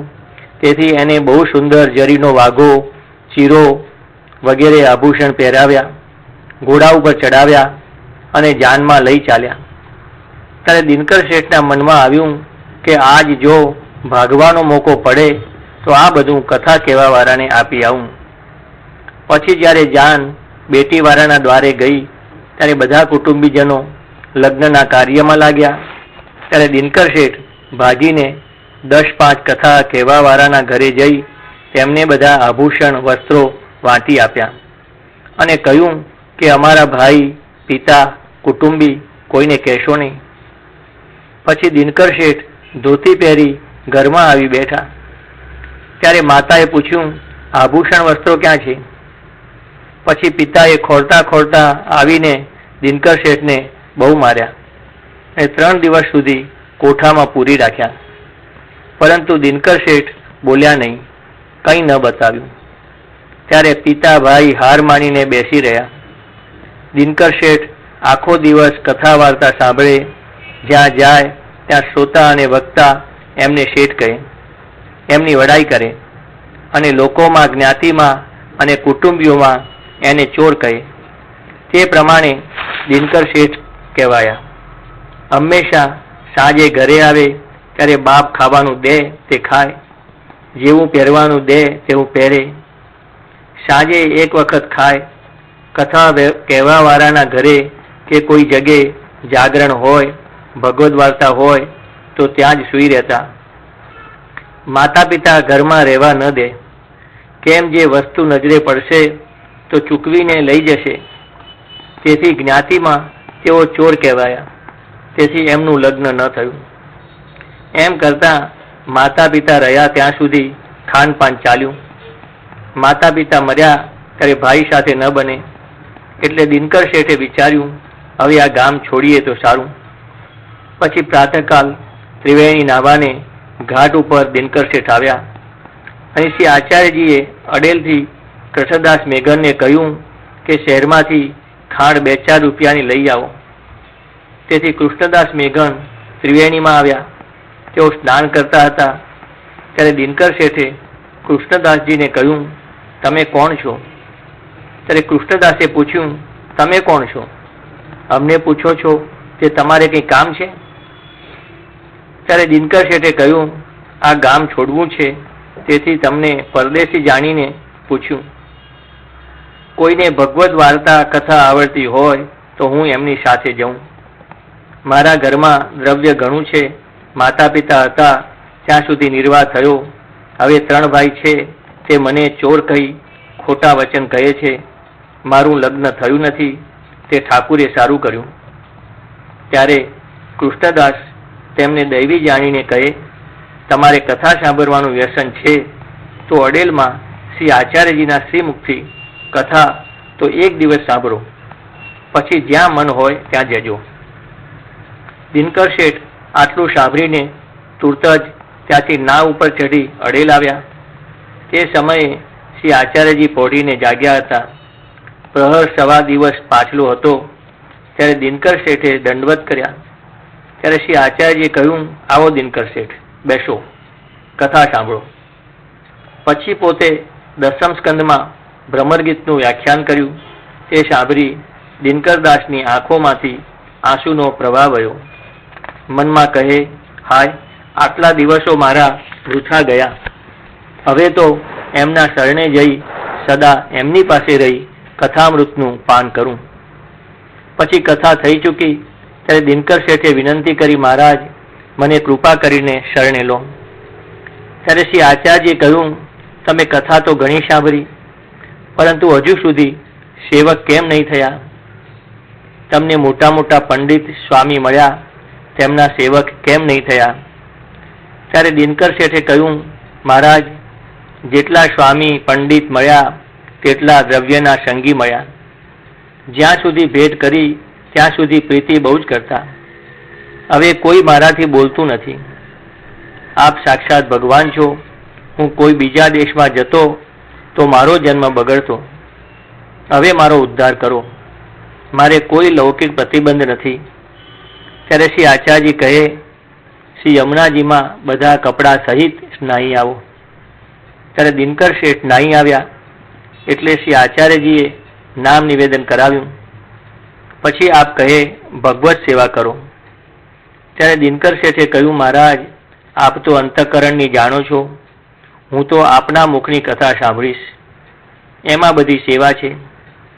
ત્યારે શ્રી આચાર્યજી કહે, ભલે અમારી સાથે રહો. દિનકર શેઠ પાસે 100 રૂપિયા હતા. તેમાંથી 50 શ્રી આચાર્યજીની ભેટણા ધર્યા અને 50 રહ્યા. તેમાં નિત્ય અંગારખી દાર કરતા અને નિર્વાહ કરતા. વાર્તા પ્રસંગ 1. તે દિનકરદાસની કથા ઉપર બહુ જ આસક્તિ હતી. શ્રી આચાર્યજી મહાપ્રભુ આપ નિત્ય અડેલમાં કથા કહેતા. હવે એક દિવસ દિનકર શેઠ શ્રી યમુનાના તીરે રસોઈ કરવાને ગયા. ત્યાં નાહીને ચૂન બાંધી, અંગારખી વણીને પાતર ઉપર ધરી અને કે શેકવા માટે છાણા ચેતવ્યા. તે સમયે શ્રી આચાર્યજીનો એક જલગરિયો જલ ભરવા આવ્યો. તેને દિનકરદાસે પૂછ્યું કે શ્રી આચાર્યજી મહાપ્રભુજી પોતે શું કરે છે? ત્યારે જલગરિયાએ કહ્યું, શ્રી આચાર્યજીએ પોથી ખોલી છે, હવે કથા કહેશે. ત્યારે દિનકર શેઠે એ જલગરિયાના વચન સાંભળતા જ કાચી લીટી ખાઈને જલપાન કર્યું, શેકી નહીં, અને તરત જ આવીને કથા સાંભળી. પછી શ્રી આચાર્યજી કથા કહી ચૂક્યા. ત્યારે જલગરિયાએ શ્રી આચાર્યજીને કહ્યું, મહારાજ દિનકર શેઠ કાચી અંગારખી વિના શેકેલી ખાઈને આવ્યા છે. ત્યારે શ્રી આચાર્યજીએ દિનકર શેઠને પૂછ્યું કે વિના શેકી અંગારખી કેમ ખાધી? ત્યારે દિનકર શેઠ બોલ્યા, મહારાજ અંગારખી તો નિત્ય શેકીને લઈશ, પરંતુ આપના મુખથી કથામૃત ક્યારે સાંભળીશ? જો અંગારખી શેકતો તો આ અમૃત કેવી રીતે મળતું? ત્યારે શ્રી આચાર્યજી બહુ પ્રસન્ન થઈને કહે, આજ પછી રસોઈ સિદ્ધ કરી ભોગ ધરીને મહાપ્રસાદ લઈને આવજો. જ્યારે તમે આવશો ત્યારે કથા કહીશ. તમારા આવ્યા વિના કથા નહીં કહું. આજથી મુખ્ય કથાના શ્રોતા તમે છો. તે પછી દિનકર શેઠ પણ જલ્દી રસોઈ કરતા. કેમ જે પોતાના માટે શ્રી આચાર્યજી બેસી રહે તે ઠીક નહીં. અને કોઈ દિવસ રંચક વાર પણ થાય તો દિનકર શેઠ આવે ત્યારે પોતે કથા કહેતા. ભાવ પ્રકાશ. આમાં એ સિદ્ધાંત થયો કે કાચી અંગારખી અસમર્પિત ખાધાનો મહાદોષ છે, પરંતુ શ્રી આચાર્યજીની કથામાં દ્રઢ સ્નેહ છે તે કારણે લીધી, તેથી બાધક નહીં. અને શ્રી મહાપ્રભુજી પણ પ્રસન્ન થયા. તેથી શ્રી આચાર્યજીમાં દ્રઢ સ્નેહ હોય તેને કોઈ દોષ બાધક ન થાય એ જણાવ્યું. પછી જ્યાં સુધી રહ્યા ત્યાં સુધી શ્રી આચાર્યજીના મુખની કથા સાંભળી. રાત્રિ દિવસ લીલાની ભાવનામાં મગ્ન રહેતા. લીલામાં પણ શ્રી સ્વામિનીજી જેમ એમનાથી બધી વાર્તા કરતા તે જ પ્રમાણે શ્રી આચાર્યજીએ પણ કથા સંભળાવી પોતાના સ્વરૂપનો અનુભવ જણાવ્યો. તે દિનકર શેઠ એવા ભગવદી હતા, તેમની વાર્તાનો પાર નથી. ભાવ પ્રકાશ. એમની વાર્તામાં એ સિદ્ધાંત વૈષ્ણવને જણાવ્યો કે કથા સાંભળવાનું મન હોય તો પહેલાં જલ્દી રસોઈ કરી શ્રી ઠાકોરજીને પહોંચીને જઈએ. શ્રી આચાર્યજી ભક્તિવર્ધિનીમાં કહે છે, સેવાયામ વા કથાયામ વા યસ્યા શક્તિ દૃઢા ભવેત. પ્રથમ સેવા છે, પછી કથા છે. બંને વડે પ્રભુમાં સર્વોપરી આસક્તિ દિનકર શેઠની થઈ, જે વડે તેમની લીલામાં પ્રાપ્તિ થઈ. વાર્તા 19. હવે શ્રી આચાર્યજી મહાપ્રભુજીના સેવક દિનકરદાસ મુકુંદાસ સહનિયા કાયસ્થ માળવા દેશમાં રહેતા. તેમની વાર્તાનો ભાવ કહીએ છીએ. ભાવ પ્રકાશ. એ લીલામાં નંદરાયજીના ભાઈ હતા. દિનકરદાસ તો ધરાનંદ છે અને મુકુંદદાસ ધ્રુવનંદ છે. તે માળવામાં એક કાયસ્થને ત્યાં જન્મ્યા. એમના પિતા ઉજ્જૈનમાં હાકીમ પાસે રહેતા. એક દિવસ હાકેમથી બોલાચાલી થઈ ગઈ ત્યારે દિનકરદાસ મુકુંદદાસનો પિતા ચાકરી છોડી ઘરે ચાલ્યો આવ્યો અને દિવસ 10-5 દેહ છોડી. બંને ભાઈ વર્ષ 10-12 થયા. ઘરમાં દ્રવ્યનો સંકોચ થવાથી ઘરેથી નીકળીને કાશી ગયા. ત્યાં દ્રવ્ય ઘણું કમાયા. પછી બંને જણ ઘરે આવવા રવાના થયા. તેઓ કાશીથી ગાઉ એક આવ્યા ત્યારે એક સર્પ નીકળ્યો. તે મુકુંદદાસને કરડીને દરમાં ધસી ગયો. તેનું વિષ ચડ્યું. તે દિનકરદાસ તેને કાશીમાં ઉઠાવી લાવ્યા. પછી ઝાડવાવાળાએ યત્ન કર્યા પરંતુ વિષ ઉતરે નહીં. ત્યારે દિનકરદાસે પોકારીને રુદન કર્યું. શ્રી આચાર્યજી ત્યારે કાશીમાં શેઠ પુરુષોત્તમદાસના ઘરે બિરાજતા હતા અને કૃષ્ણદાસ બજારમાં કંઈ કામ માટે આવ્યા હતા. તે કૃષ્ણદાસે દિનકરદાસનું રુદન સાંભળ્યું. ભગવદીયનું હૃદય કોમળ તેથી પૂછ્યું, આવું દુઃખ તમે કેમ કરો છો? ત્યારે દિનકરદાસે કહ્યું, પહેલા દ્રવ્યના દુઃખથી ઘરથી નીકળી અહીં આવ્યા, દ્રવ્ય કમાયા. હવે ઘરે જતા હતા તે અમારા ભાઈને સર્પ કરડ્યો. બહુ યત્ન કર્યો પરંતુ વિષ ઉતર્યું નહીં. હવે અમે પણ કાશીમાં ડૂબી મરીશું. ઘરે જઈ શું કરીએ? ત્યારે કૃષ્ણદાસને દયા આવી. વળી દૈવી જીવ જાણ્યા. તેથી શ્રી આચાર્યજીનું ચરણામૃત પાસે હતું તે મુકુંદદાસને પાણીમાં ઘોરીને પીવડાવ્યું. એટલે તત્કાલ વિષ ઉતરી ગયું. મુકુંદદાસ ઉઠીને બેઠા થયા. ચરણામૃતથી બુદ્ધિ નિર્મલ થઈ ગઈ. પછી મુકુંદદાસે કૃષ્ણદાસને ભગવત સ્મરણ કરી દંડવત કર્યા અને પૂછ્યું કે શ્રી આચાર્યજી ક્યાં બિરાજે છે? ત્યારે કૃષ્ણદાસે કહ્યું, તમે અમને દંડવત કેમ કર્યા? ત્યારે મુકુંદદાસે કહ્યું, તમારા હૃદયમાં શ્રી આચાર્યજીએ બિરાજીને મારા ઉપર કૃપા કરી. અમે તો સંસાર સમુદ્રમાં પડ્યા હતા, તેથી શ્રી આચાર્યજીને પણ ન જાણ્યા અને તમને પણ ન જાણ્યા, પરંતુ તમે કૃપા કરીને બતાવ્યા. તેથી ભગવદીયને દંડવત કરવામાં બાધક નથી. ત્યારે કૃષ્ણદાસે કહ્યું, આ ચરણામૃતની વાત શ્રી આચાર્યજીને ન કહેતા, નહીં તો મારા ઉપર ખીજશે અને ગામમાં કોઈને નહીં કહેતા. અમને બધા આવીને દુઃખ દેશે, ત્યારે અહીં રહેવું કઠણ પડશે. પછી મુકુંદદાસે કૃષ્ણદાસને પૂછ્યું કે શ્રી આચાર્યજી ક્યાં બિરાજે છે? ત્યારે કૃષ્ણદાસે કહ્યું કે શ્રી આચાર્યજી શેઠ પુરુષોત્તમદાસને ત્યાં બિરાજે છે. એમ કહી કૃષ્ણદાસ તો કાર્ય માટે ગયા. પછી મુકુંદદાસે કહ્યું, ભાઈ શ્રી આચાર્યજીને શરણે ચાલો. ત્યારે દિનકરદાસે કહ્યું, શ્રી આચાર્યજી કોણ છે? ત્યારે મુકુંદદાસે કહ્યું, સાક્ષાત ભગવાન છે. મને એમના ચરણામૃત મળવાથી જ્ઞાન થયું. તમે પણ જ્યારે ચરણામૃત લેશો ત્યારે શ્રી આચાર્યજીના સ્વરૂપને જાણશો. તેથી જલ્દી ચાલો, ઢીલ ન કરો. ત્યારે બંને ભાઈએ આવી શ્રી આચાર્યજીને દંડવત કરી વિનંતી કરી, મહારાજ, અમે મહા અપરાધી છીએ, સંસારના દુઃખ સુખમાં પડ્યા છીએ, અમારો ઉદ્ધાર કરો. ત્યારે શ્રી આચાર્યજી કહે, તમે કાયસ્થ છો, તે આ પુષ્ટિ માર્ગ કેવી રીતે સાધશે? ત્યારે મુકુંદદાસે કહ્યું, મહારાજ, આપની કૃપાથી બધું સધાશે.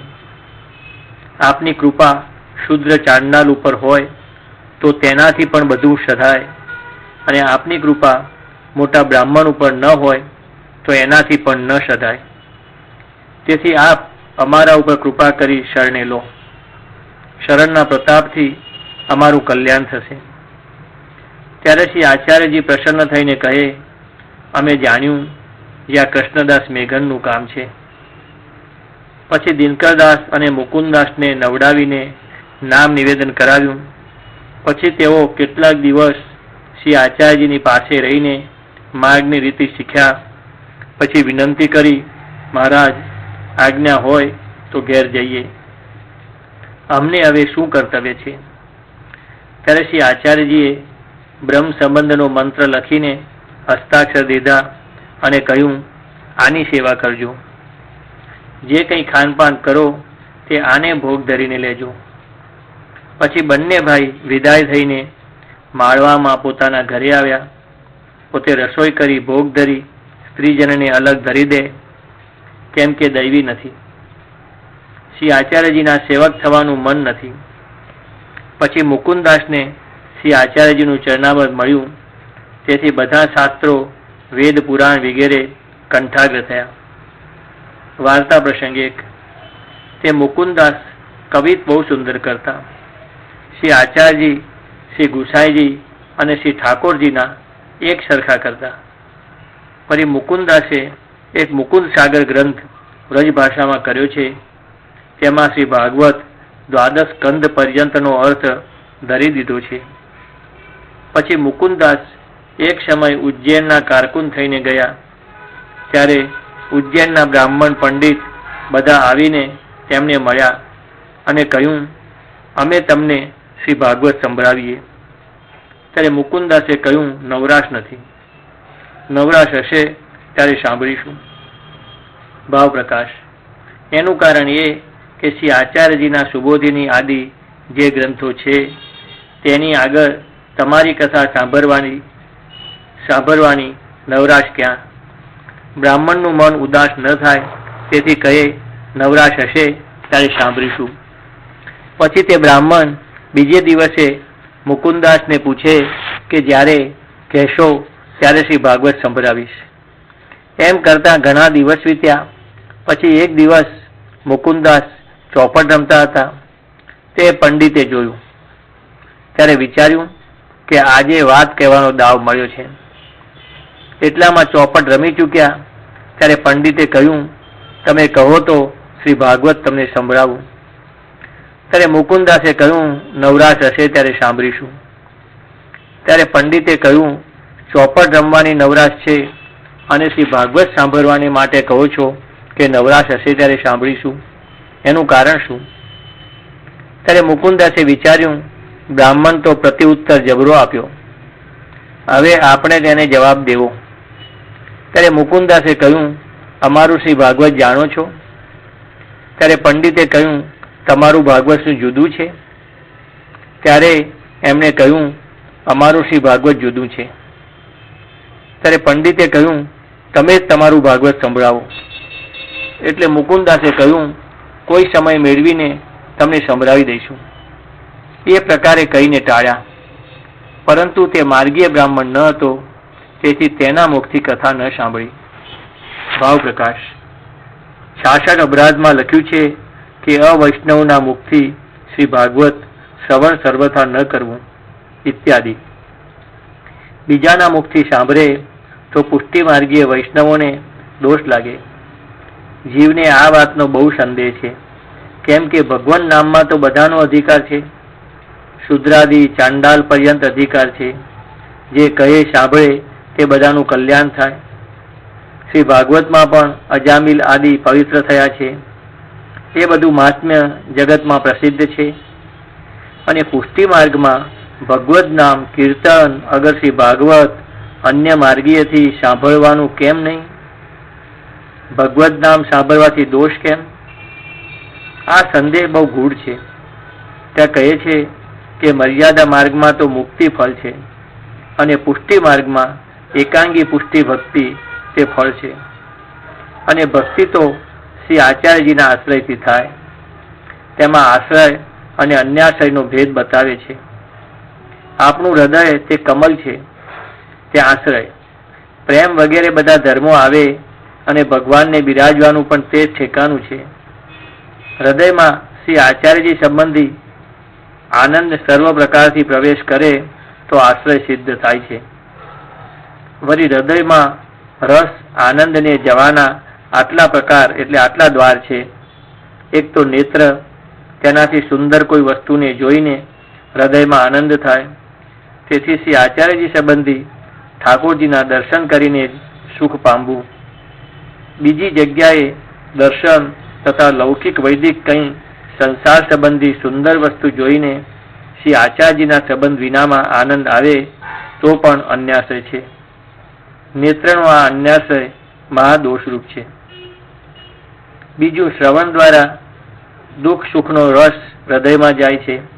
તેથી જેના મુખથી સાંભળીએ તેના જૂઠણનો રસ કર્ણ દ્વારા હૃદયમાં જાય. તેથી જ્યાં દાસભાવ રાખીએ તેમના જ મુખથી સાંભળવું. દાસભાવ તો વલ્લભપુરમાં કે પુષ્ટિ માર્ગીય વૈષ્ણવમાં હોય. તેથી તેમના મુખથી સાંભળવું કે જેથી હૃદયમાં ધર્મ દ્રઢ થાય. બીજાના મુખથી પ્રીતિથી સાંભળે તો અન્યાશ્રય થાય, કારણ કે તેનું ઉચ્છિષ્ટ હૃદયમાં જવાથી શ્રી આચાર્યજી નો આશ્રય દ્રઢ ન થાય. કદાચ કોઈનો સંકોચ કરીને સાંભળવું પડે તો તેમાં મન ન લગાડે, અષ્ટાક્ષરમાં પોતાનું મન લગાડે. તેથી મુખ્ય સિદ્ધાંત તો આ માર્ગમાં એ છે કે બીજાથી વાણી વિલાસ કરવો નહીં. વાણી દ્વારા પણ મિલાપ થાય છે. તેથી મૌનમ સર્વથા સાધકમ એમ કહ્યું. તેથી અન્ય માર્ગીથી ન ભગવત ધર્મની વાત પૂછવી ન પોતાને કહેવી. આ પ્રકારે બધી ઇન્દ્રિયો અને મન શ્રી આચાર્યજીના સંબંધ વિના સુખ ન પામે. શ્રી આચાર્યજીના આશ્રયનું આ સાધન છે. મુકુંદાસને તો શ્રી આચાર્યજીનો આશ્રય દળ છે. તેથી એ જો તે પંડિતની કથા સાંભળત તો પણ તેમને બાધક ન થાત, પરંતુ એમની દેખાદેખીથી બીજા સાધારણ વૈષ્ણવ સાંભળે તો તેમનો બગાડ થાય. તેથી એ જણાવ્યું જે આટલું જ્ઞાન દ્રઢ ન હોય તો અન્ય માર્ગીયથી કથા વગેરે ન સાંભળે, કેમ કે મનનો ભરોસો નહીં. એના વચનમાં વિશ્વાસ થઈ જાય તો ધીરે ધીરે આ માર્ગમાંથી તેના બતાવેલા સાધનોમાં મન જાય. તેથી ન સાંભળીએ. અને કાચી દશાવાળાએ તો એક શ્રી આચાર્યજીના સંબંધીથી જ ભગવત ધર્મ કહેવો અને સાંભળવો. અને મુકુંદાસજી ચોપટ રમતા હતા તે એથી કે જ્યારે એમ લાગે કે કોઈ અન્ય માર્ગીય અનેક ધર્મની વાત કહેવા સાંભળવા આવે ત્યારે મુકુંદાસ ચોપડ કાઢીને બેસતા. તેથી બધા અન્ય માર્ગીય ઉદાસ થઈને ઉઠી જતા. ચોપડના મિસથી કોઈને ખોટું ન મનાવવું પડતું. લોકો જાણતા કે એમની ચોપડમાં આસક્તિ છે. આ પ્રકારથી પોતાના હૃદયમાં પુષ્ટિ માર્ગીય ધર્મ છુપાવી રાખ્યો હતો. એક સમય સૂર્યગ્રહણ થયું ત્યારે મુકુંદાસ નદીમાં સ્નાન કરી ભગવાન નામ નદીમાં ઉભા ઉભા લેતા હતા. તે સમયે પેલા પંડિતે આવીને કહ્યું કે આ સમયે તો તમારું શ્રી ભાગવત કંઈક સંભળાવો. ત્યારે મુકુંદાસે એક શ્લોક શ્રી ભાગવતનો કહીને એનો અર્થ કરવા લાગ્યા. તે આખો દિવસ ને આખી રાત્રિ વીતી ગઈ. સવાર થયું. ગામના લોકો નદીએ નાહવા આવ્યા. ત્યારે તે પંડિતે કહ્યું, બીજો દિવસ થયો છે, હવે આ શ્લોકનો અર્થ પૂરો કરશો? ત્યારે મુકુંદાસે કહ્યું, આ શ્લોકનો અર્થ 6 મહિના સુધી થશે. ત્યારે તે પંડિત ચકિત થઈ ગયો અને કહ્યું, તમને ઈશ્વરની આપેલી શક્તિ છે, જીવ શું જાણે? ત્યારે મુકુંદાસે કહ્યું, અમારું શ્રી ભાગવત આવું છે, કંઈ જાણતા હો તો સંભળાવો. ત્યારે તે પંડિત હાર માનીને ઘરે ગયો અને બીજા કોઈ પંડિતો આવીને કંઈ પૂછતા તો એમના પ્રશ્નને બહુ દૂષણ લગાડીને પ્રત્યુત્તર આપતા કે જેથી ફરી વખત તે પંડિત ન આવે. એવું શ્રી આચાર્યજીનું કૃપાબળ તેમને હતું. શ્રી સુબોધિની આદિ બધા શાસ્ત્રોમાં તેમનો પ્રવેશ હતો. પછી તે મુકુંદાસે કેટલાક દિવસ પછી માનસી સેવાની ભાવના કરી અને દેહ છોડીને લીલામાં પ્રાપ્ત થયા. ત્યારે કોઈ વૈષ્ણવે આવીને શ્રી આચાર્યજીને કહ્યું, જે મુકુંદાસ અવંતિકા પામ્યા. ત્યારે શ્રી આચાર્યજીએ તે વૈષ્ણવને રોક્યા, જે એમ ન કહો. એમ કહો કે અવંતિકાએ મુકુંદાસને પ્રાપ્ત કર્યા. તે મુકુંદાસ એવા ટેકના ભક્ત થયા. ભાવપ્રકાશ તે સાથી કે સંસારી લોકો છે તેમને તીર્થની ચાહના છે અને તીર્થ છે તે ભગવદીઓને ચાહે છે, કેમ કે ભગવદીય જે તીર્થનો સ્પર્શ કરે તે તીર્થની પાસે જાય તે તીર્થ બધા પાપોથી મુક્ત થાય અને મોટાભાઈ દિનકરદાસની વાર્તાનો વિસ્તાર એથી ન કર્યો કે જે દિવસે તે શ્રી આચાર્યજીના સેવક થઈ માલવામાં આવ્યા તે દિવસથી શ્રી મહાપ્રભુજીના હસ્તાક્ષર બ્રહ્મ સંબંધનો પ્રકાર વાંચીને નિત્ય માથું પીટીને રોતા કે અમે લીલામાં શ્રી નંદરાયજીના ભાઈ થઈને હવે આટલા દિવસથી સંસારમાં ભટકીએ છીએ તે અમને ધિક્કાર છે. આ પ્રકારે વિરહ કરી 3 મહિનામાં લીલાની પ્રાપ્તિ થઈ. તેથી એમની વાર્તા અનિર્વચનીય વિરહદશાની છે. તેથી ઘણો પ્રકાશ નથી કર્યો. આ બંને ભાઈ દિનકરદાસ મુકુંદાસ મોટા ભગવદીય કૃપાપાત્ર હતા. તેમની વાર્તાનો પાર નથી. વાર્તા 20. હવે શ્રી આચાર્યજી મહાપ્રભુજીના સેવક પ્રભુદાસ જલોટા ક્ષત્રિય સિંહનંદના વાસી તેમની વાર્તાનો ભાવ કહીએ છીએ. એ પ્રભુદાસ જલોટા ક્ષત્રિય લીલામાં લલિતાજીની સખી છે. મન્મથ મોદા એનું નામ છે. કામલીલાની સામગ્રી બધી સિદ્ધ કરે છે અને વિહાર લીલાની વાર્તામાં લલિતાજીથી વાર્તા કરી મગ્ન રહે છે. તેથી એમનું નામ મન્મથ મોદા છે. તે શ્રીનંદમાં એક ક્ષત્રિયના ઘરમાં જન્મ્યા. પછી વર્ષ 13ના થયા ત્યારે એમનું લગ્ન થયું. સ્ત્રી મહાકુપાત્ર આવી, બધાને ગારો દે, જે વસ્તુ મળે તે ચોરીને મા બાપને દઈ આવે. એમ કરતા પ્રભુદાસના મા બાપે દેહ છોડી બધા સંબંધી તે સ્ત્રીના દુઃખથી ઘરમાં આવે નહીં. પછી એક દિવસ તે સ્ત્રીએ પ્રભુદાસને કહ્યું કે અહીંથી દ્રવ્ય લાવ. ત્યારે પ્રભુદાસે કહ્યું, દ્રવ્ય ક્યાં છે? મળશે તો લાવીશ. ત્યારે સ્ત્રીએ પ્રભુદાસને માર્યો. પ્રભુદાસને રીસ ચડી તે સ્ત્રીને મારી. ત્યારે સ્ત્રી ચૂડી ફોડી માથું મુડાવી ગામના હાકેમને કહી આવી જે હું આ પ્રભુદાસની હવે સ્ત્રી નથી. જો આ ઘરમાં આવશે તો એના ઉપર હું મરીશ. ત્યારે પ્રભુદાસ પણ આવ્યા અને કહ્યું, હું ઘર છોડીને જાઉં છું, મારે તારે કોઈ દાવો નહીં. આ પ્રકારે છૂટાછેડા કરીને ગામથી નીકળી પડ્યા. તે રાજનગર સિકંદરપુરમાં આવ્યા. ત્યાં રામદાસ ક્ષત્રિય એમની જ્ઞાતિના હતા. ત્યાં ઉતર્યા. તે રામદાસને મર્યાદા માર્ગીય વૈષ્ણવનો સંગ થયો હતો. ત્યાં પ્રભુદાસ થોડાક દિવસ રહ્યા. એ અરસામાં શ્રી આચાર્યજી રાજનગર સિકંદરપુરની પાસે બગીચી હતી, ત્યાં ઉતર્યા હતા. તે બગીચીમાં પ્રભુદાસ આવ્યા. પછી આચાર્યજીના દર્શન કરીને મનમાં આવ્યું કે એમના સેવક થઈએ. ત્યારે શ્રી આચાર્યજીએ વિનંતી કરી, મહારાજ કૃપા કરીને મને સેવક કરો. ત્યારે શ્રી આચાર્યએ કહ્યું, તારે રામદાસ મર્યાદા માર્ગીયનો સંગ છે, તેથી અમારો સેવક ન થા. ત્યારે પ્રભુદાસે કહ્યું, મહારાજ આપ કહો તો તે રામદાસને પણ આપનો સેવક કરાવું, તો મને સેવક કરશો? મારું કહ્યું રામદાસ કરશે. ત્યારે શ્રી આચાર્યજી કહે, શું થયું સેવક કરાવે? તેનો અંગીકાર મર્યાદામાં જ છે, પરંતુ જા રામદાસને લઈ આવ, બંનેને સાથે સેવક કરશું. ત્યારે પ્રભુદાસે રામદાસની પાસે આવીને કહ્યું, શ્રી વલ્લભાચાર્યજી સાક્ષાત પુરુષોત્તમ છે, તેઓ ગામ બહાર બગીચામાં પધાર્યા છે, તો અમે તમે બંને સેવક થઈએ તો મળીને સેવા કરીએ. ત્યારે રામદાસે કહ્યું, મારે તો એક વૈરાગી ગુરુ છે, તેની કંઠી બાંધી છે, હવે બીજો ગુરુ કેવી રીતે કરું? ત્યારે પ્રભુદાસ કહે, હવે અમારે અને તારે નહીં બને, મારા વસ્ત્ર પાત્ર દે. ત્યારે રામદાસે કહ્યું, તમારે લીધે સેવક થઈશ, પરંતુ હું મારી ટેવ નહીં છોડું. ત્યારે પ્રભુદાસ કહે, સેવક તો થા, રીતિ ન કરીશ. ત્યારે પ્રભુદાસ રામદાસ બંને આવ્યા. શ્રી આચાર્યજીએ નવડાવીને બંનેને નામ સંભળાવ્યું.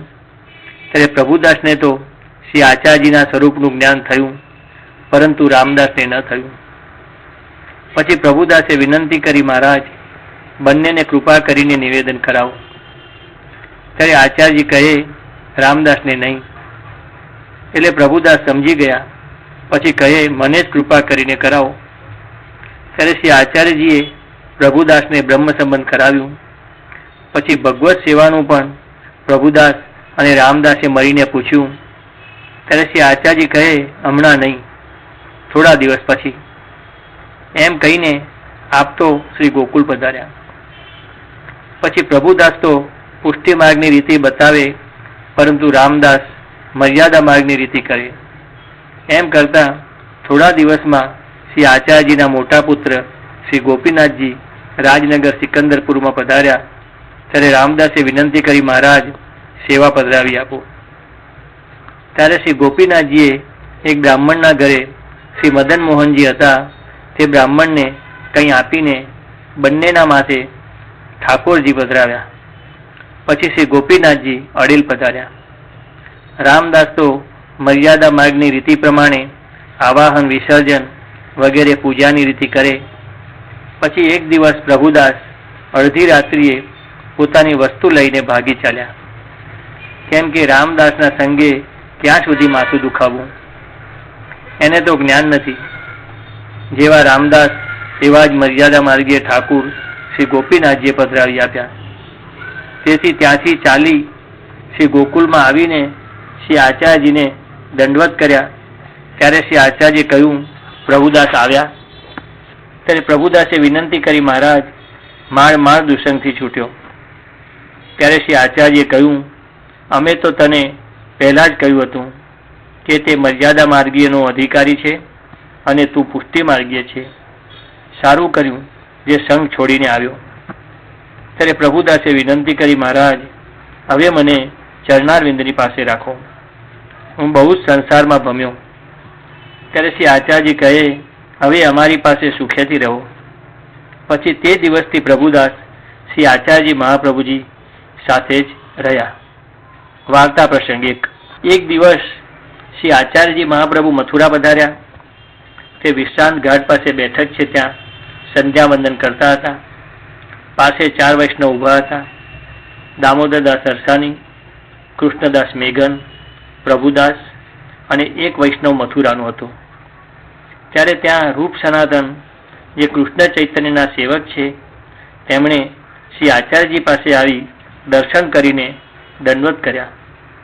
પછી રૂપ સનાતને શ્રી આચાર્યજીને પૂછ્યું, મહારાજ આ વૈષ્ણવ કોણ છે? ત્યારે શ્રી આચાર્યએ કહ્યું કે એ અમારા સેવક છે. ત્યારે રૂપ સનાતને કહ્યું, મહારાજ આપનો માર્ગ તો પુષ્ટિ છે અને એ સેવક દુબળા કેમ છે? ત્યારે શ્રી આચાર્યએ કહ્યું, અમે તો એમને રોક્યા કે આ માર્ગમાં ન પડો, પરંતુ એમણે અમારું કહ્યું ન માન્યું, તેનું ફળ ભોગવે છે. આ પ્રકારે ગૂઢ રીતિથી શ્રી આચાર્યજીએ કહ્યું, પરંતુ રૂપ સનાતન કંઈ સમજ્યા નહીં. પછી રૂપ સનાતન આજ્ઞા માગી શ્રી જગન્નાથજીના દર્શને ગયા. ત્યારે કૃષ્ણ ચૈતન્યએ પૂછ્યું, તમે ક્યાંથી આવ્યા? ત્યારે રૂપ સનાતને કહ્યું, અમે વ્રજના દર્શન કરીને આવ્યા છીએ. ત્યારે કૃષ્ણ ચૈતન્યએ પૂછ્યું, ત્યાં શ્રી વલ્લભાચાર્યજીના દર્શન થયા? ત્યારે રૂપ સનાતને કહ્યું, મથુરામાં વિશ્રાંત ઘાટ ઉપર દર્શન થયા. એટલે કૃષ્ણ ચૈતન્યએ પૂછ્યું, કઈ વાર્તાનો પ્રસંગ કર્યો? ત્યારે રૂપ સનાતને કહ્યું, અમે પૂછ્યું કે આપનો માર્ગ પુષ્ટિ અને આપના વૈષ્ણવ દુર્બળ બહુ જ. ત્યારે આપે કહ્યું, અમે તો એમને રોક્યા કે આ માર્ગમાં ન પડો, પરંતુ એમણે કહ્યું ન માન્યું, તેનું ફળ ભોગવે છે. આ સાંભળતા જ શ્રી આચાર્યજીનો ભાવ કૃષ્ણ ચૈતન્યને સમજાઈ ગયો. તેથી એક મુહૂર્ત સુધી મૂર્છા આવી. રૂપ સનાતને એમ 3 વાર કહ્યું અને 3 વાર તેમને મૂર્છા આવી. પછી 4થી વાર પૂછ્યું.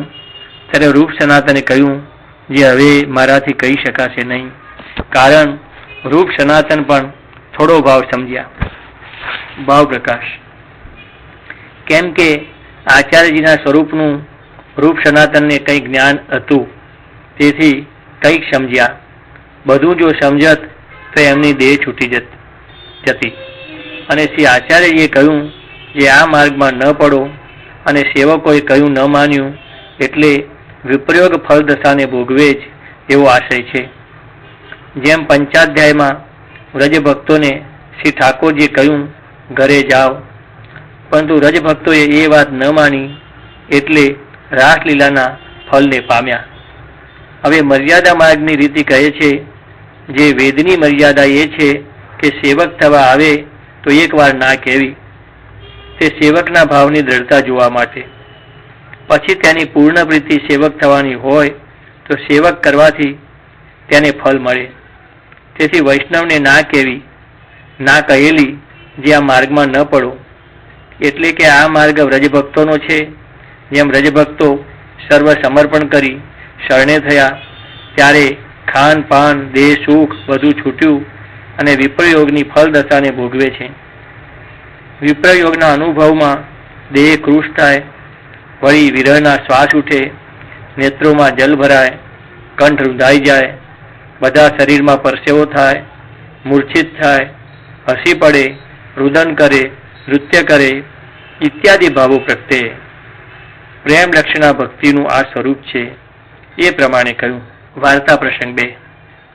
પ્રભુદાસ રસોઈ સદા હાથથી કરતા. તેમાં એક દિવસ રસોઈ બગડી, દાળ કાચી રહી અને લીટી બળી ગઈ. ત્યારે પ્રભુદાસના મનમાં એ આવ્યું, જે એવી બગડી ગયેલી રસોઈ શ્રી ઠાકોરજીને શું ધરવી? તેથી ચરણામૃત મેળવીને લીધું. ભાવ પ્રકાશ.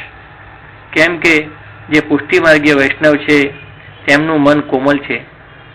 જેમ શ્રી ઠાકોરજી અત્યંત કોમલ છે, તેમ ભક્તોનું મન કોમલ છે. તેથી એમ વિચારે કે હું એવી સામગ્રી કેમ સમર્પું, અને વળી દાઝ્યા અન્નનો દોષ પણ છે. એ પ્રમાણે વિચારીને શ્રી ઠાકોરજીને સામગ્રી સમર્પી નહીં. વળી અન્નપ્રસાદીનો પણ મહાદોષ છે. તેથી ચરણામૃત મેળવીને લીધું. ત્યારે શ્રી ઠાકોરજીએ શ્રી આચાર્યજીને કહ્યું કે મેં પ્રભુદાસની રાહ જોઈ, પરંતુ આજ એણે મને ભોગ ન ધર્યો અને પોતે લીધું. ભાવ પ્રકાશ. એમાં એ બતાવ્યું કે યદ્યપિ ઠાકોરજી એક છે, પરંતુ ભક્તોના ભાવથી જેટલા ભક્ત છે તેટલા ઠાકુર છે. એટલે પ્રભુદાસની ભાવનાના ઠાકુરે કહ્યું કે પ્રભુદાસે ભોગ નથી ધર્યો. ત્યારે શ્રી આચાર્યજીએ પ્રભુદાસને કહ્યું, ત્યાં જ શ્રી ઠાકોરજીને ભોગ સમર્પ્યા વિના કેમ લીધું? ત્યારે પ્રભુદાસે વિનંતી કરી, મહારાજ, દાળ કાચી રહી અને અંગાખરી બળી ગઈ, તેથી ચરણામૃત પધરાવીને લીધું. ત્યારે શ્રી આચાર્યજી કહે, એવી રસોઈ કેમ કરી? શ્રી ઠાકોરજીએ બહુ વાર સુધી રાહ જોઈ, તેથી સાવધાનીથી સુંદર રસોઈ કરી ભોગ ધરીને લેજે. તે દિવસથી પ્રભુદાસ સાવધાનીથી રસોઈ કરતા. ભાવ પ્રકાશ. એમાં એ જણાવ્યું કે યદ્યપિ ચરણામૃત મેળવીને લીધું, તેથી અન્ન દોષ મટ્યો, પરંતુ ભગવત ભોગ્ય પદાર્થ ન થયો. તેથી વૈષ્ણવે જેવું શ્રી ઠાકોરજીને ભોગ ધર્યું હોય તેવું લેવું. દહીં જુદું ધર્યું હોય તો દહીંમાં ભાત મેળવીને પોતે ન લેવું. કેમ કે દૂધ ભાત, દહીં ભાત અલગ અલગ ભક્તોના ભાવની સામગ્રી છે.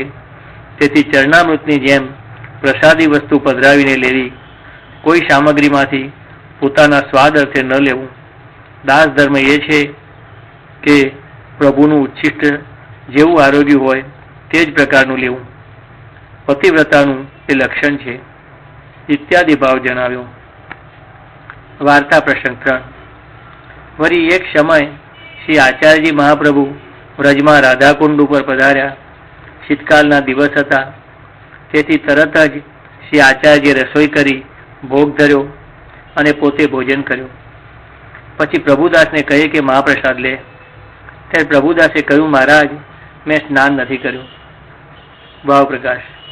તેનો આશય એ કે શ્રી આચાર્યજીના બધા સેવકો પોતાની અલગ અલગ રસોઈ કરતા અને તે લેતા, પરંતુ શ્રી આચાર્યજીએ શ્રીકુંડમાં સ્નાન કરી રસોઈ કરી ભોગ ધર્યો તે સ્થળ શ્રી સ્વામીજીનું છે. તેથી પોતાને બહુ પ્રિય છે. હવે પ્રભુદાસ ઉપર કૃપા કરવાને માટે શ્રી આચાર્યજીએ તેમને કહ્યું, મહાપ્રસાદ લો. ત્યારે પ્રભુદાસે મર્યાદાના વચન કહ્યા, હું નાયો નથી. તે સમયે શ્રી આચાર્યજી પુષ્ટિ લીલામાં મગ્ન છે. મહાપ્રસાદ લો એમ કહીને પ્રભુદાસને વ્રજનું સ્વરૂપ દેખાડ્યું, જે અહીં મર્યાદાને સ્થાન નથી, નાવાની જરૂર નથી. શ્રી આચાર્યજી મહાપ્રભુએ પોતે 2 શ્લોક કહીને વ્રજનું સ્વરૂપ દેખાડ્યું. તે શ્લોક: વૃક્ષે વૃક્ષે વેણુધારી પત્રે પત્રે ચતુર્ભુજ યત્ર વૃંદાવને તત્ર લક્ષ્યાલક્ષ્ય કથાકુત જલાદપી રજપુણ્ય રજસોપી જલમ વરમ યત્ર વૃંદાવનમ તત્ર સ્નાત્વા સ્નાત્વા કથાકુત. આ પ્રમાણે કહ્યું અને પ્રભુદાસે વ્રજનું અલૌકિક સ્વરૂપ જોયું. ભાવપ્રકાશ: વૃક્ષ વૃક્ષની નીચે વેણુધારી સાક્ષાત શ્રી ગોવર્ધનધર ભક્તોની સાથે લીલા કરે છે એવા વૃક્ષ ભગવદીય છે. તેમના પત્તા કેવા છે? ચતુર્ભુજ રૂપ છે. અથવા વૃંદાવનના વૃક્ષે વૃક્ષે વેણુધારી શ્રી ગોવર્ધનધર રૂપ છે. ચતુર્ભુજ રૂપ નારાયણે પત્તારૂપ થઈ તેવા વૃક્ષોનો આશ્રય કર્યો છે એવું વૃંદાવન છે. તે લક્ષ્યાલક્ષ્ય કથા છે. લૌકિક લોકમાં અલક્ષ્ય, ન દેખાય, ન સમજાય તેવી કથા છે, પરંતુ ભગવદીઓને સ્વરૂપાત્મક છે. તે કથા કહી ન જાય. આ વાતને ભક્તજનો જ જાણે. કૃષ્ણરૂપ વૃક્ષ છે તે લોકોને ન દેખાય તેવી જ વૃંદાવનની રજથી જલ શ્રેષ્ઠ છે અને જલથી રજ શ્રેષ્ઠ છે. ત્યાં નાહવાની શું વાત કરીએ? ચાહે જલથી નાય, ચાહે રજ લગાવે. રજ ઉડીને લાગે એટલે નાહવાની અપેક્ષા રહે નહીં, પરંતુ મર્યાદાને માટે નાહવું. એ સાંભળીને પ્રભુદાસને વૃંદાવનના અલૌકિક દર્શન થયા. ત્યારે વિના નાહે મહાપ્રસાદ લીધો. આ પ્રકારે પ્રભુદાસ પ્રતિ શ્રી આચાર્યજીએ શ્રી વૃંદાવનના અલૌકિક સ્વરૂપનું વર્ણન કર્યું, જ્યાં વેદ મર્યાદાની ગમ્ય નથી. વાર્તા પ્રસંગ 4. વળી એક સમય શ્રી આચાર્યજી મહાપ્રભુ શ્રી ગોવર્ધનધરના મંદિરમાં શ્રી ગોવર્ધનધરનો શૃંગાર કરતા હતા. ત્યારે એવું મનમાં આવ્યું કે આજ દહીં હોય તો સમર્પીએ. તેથી પ્રભુદાસને કહે, જા ક્યાંકથી દહીં મળે તો લઈ આવ. ત્યારે પ્રભુદાસ ચાલ્યા. તે એક ભરવાડની મળી. તેને પૂછ્યું, તારી પાસે દહીં છે? ત્યારે એણે કહ્યું, દહીં મીઠું સુંદર છે, પરંતુ તું મને શું આપીશ? ત્યારે પ્રભુદાસે કહ્યું, દહીં મને દે, તું ભરવાડણી જે માગે તે હું તને આપું. ત્યારે ભરવાડણીએ કહ્યું, 1 ટકો દઈશ, બીજું શું તું મને મુક્તિ આપીશ? ત્યારે પ્રભુદાસે કહ્યું, જા તને ટકો અને મુક્તિ બંને આપ્યા. ત્યારે ભરવાડને કહ્યું, કેમ માનું? એટલે પ્રભુદાસે એક કાગળ ઉપર લખી દીધું કે દહીંના બદલે મુક્તિ આપી. તે કાગળ ભરવાડની પોતાના છેડે બાંધીને પોતાના ઘરે આવી. ત્યારે તેણીએ પડોશમાં કહ્યું, આજ હું દહીંના બદલે મુક્તિ લઈ આવી છું. ત્યારે પડોશને કહ્યું, અરે જા, તને વૈરાગીએ ઠગી લીધી, મુક્તિ શું દેશે? ત્યારે તે ભરવાડનીએ કહ્યું, એમ ન બને. એ તો મોટા મહાપુરુષ છે, મને સાચે જ મુક્તિ આપી છે. મને કાગળ પણ લખી દીધો છે, મારા છેડે બાંધ્યો છે. તેઓ જુઠ્ઠું ન બોલે. ત્યારે ત્યાંએ કહ્યું, હવે ખબર પડશે. પછી એની દેહ જ્યારે છૂટી ત્યારે યમદૂતો આવ્યા. એટલામાં જ વિષ્ણુદૂતોએ આવીને યમદૂતોને કહ્યું, છોડી દો એને, એની મુક્તિ કરીશું. ત્યારે યમદૂતોએ કહ્યું, મુક્તિનું સાધન તો કંઈ કર્યું નથી, મુક્તિ કેવી રીતે થશે? ત્યારે વિષ્ણુદૂતે કહ્યું, આને શ્રી આચાર્યજીના સેવક પ્રભુદાસે દહીંના બદલે મુક્તિ આપી છે, તેથી અમે લઈ જઈશું. ત્યારે યમદૂતો પાછા ગયા અને વિષ્ણુદૂતો એને વિમાન ઉપર બેસાડીને લઈ ચાલ્યા. ત્યારે તે ભરવાડને કહ્યું, મારી પાડોશણને આ વાતનો વિશ્વાસ નથી, તેથી તેને કહીને પછી ચાલો. ત્યારે વિષ્ણુદૂત પાડોશણને કહે, શ્રી આચાર્યજીના સેવકે દહીંના બદલે આને મુક્તિ આપી છે, તેથી આ ભરવાડને અમે લઈ જઈએ છીએ. ત્યારે પાડોશન પોતાના ઘરેથી દોડીને આવી જુએ છે તો તે ભરવાડની મરી પડી છે. ત્યારે તે પાડોશણે વ્રજવાસીઓને કહ્યું કે છેડે એક ચિઠ્ઠી બાંધી છે, તે જુઓ. ત્યારે તે ભરવાડના છેડે જુએ તો કાગળમાં દહીંના બદલે મુક્તિ લખી છે. ત્યારે તેને વિશ્વાસ આવ્યો. પછી તે પણ ચાલી કે હું પણ તે મહાપુરુષ પાસે જઈ મુક્તિ લઉં. પછી તો શ્રી આચાર્યજીની સેવક થઈ કૃતાર્થ થઈ. અહીં શ્રી આચાર્યજીએ દહીં ભોગ ધર્યું ત્યારે શ્રીનાથજી કહે દહીં બહુ મીઠું છે. પછી મંદિરેથી પધાર્યા ત્યારે શ્રી આચાર્યજી કહે પ્રભુદાસ દહીં બહુ જ મીઠું સુંદર લાવ્યો, શું આપ્યું? ત્યારે પ્રભુદાસે કહ્યું મહારાજ બહુ મોંઘું આવ્યું છે, દહીંના બદલે મુક્તિ આપી છે. ત્યારે શ્રી આચાર્યજી કહે ભક્તિ કેમ ના આપી? શ્રી ઠાકોરજી પ્રીતિથી આરોગ્યા છે, મુક્તિ તુચ્છ વસ્તુ શું દીધી? ત્યારે પ્રભુદાસ કહે મહારાજ મુક્તિ એને જ માગી, જો ભક્તિ માગત તો ભક્તિ આપત. ભાવ પ્રકાશ. એનું કારણ એ કે તે દિવસ દાન એકાદશી હતી, તેથી તે દિવસે દહીં અવશ્ય જોઈએ. તેથી શ્રી આચાર્યજી કહે આજ દહીં અવશ્ય જોઈએ. વળી શ્રી આચાર્યજીના સેવકનું મહાત્મ્ય દેખાડ્યું કે ભક્તિ મુક્તિ દેવાનું તેમનામાં સામર્થ્ય છે. આ પ્રભુદાસ જલોટા શ્રી આચાર્યજીના એવા પ્રતાપી ભક્ત હતા. તેમની વાર્તાનો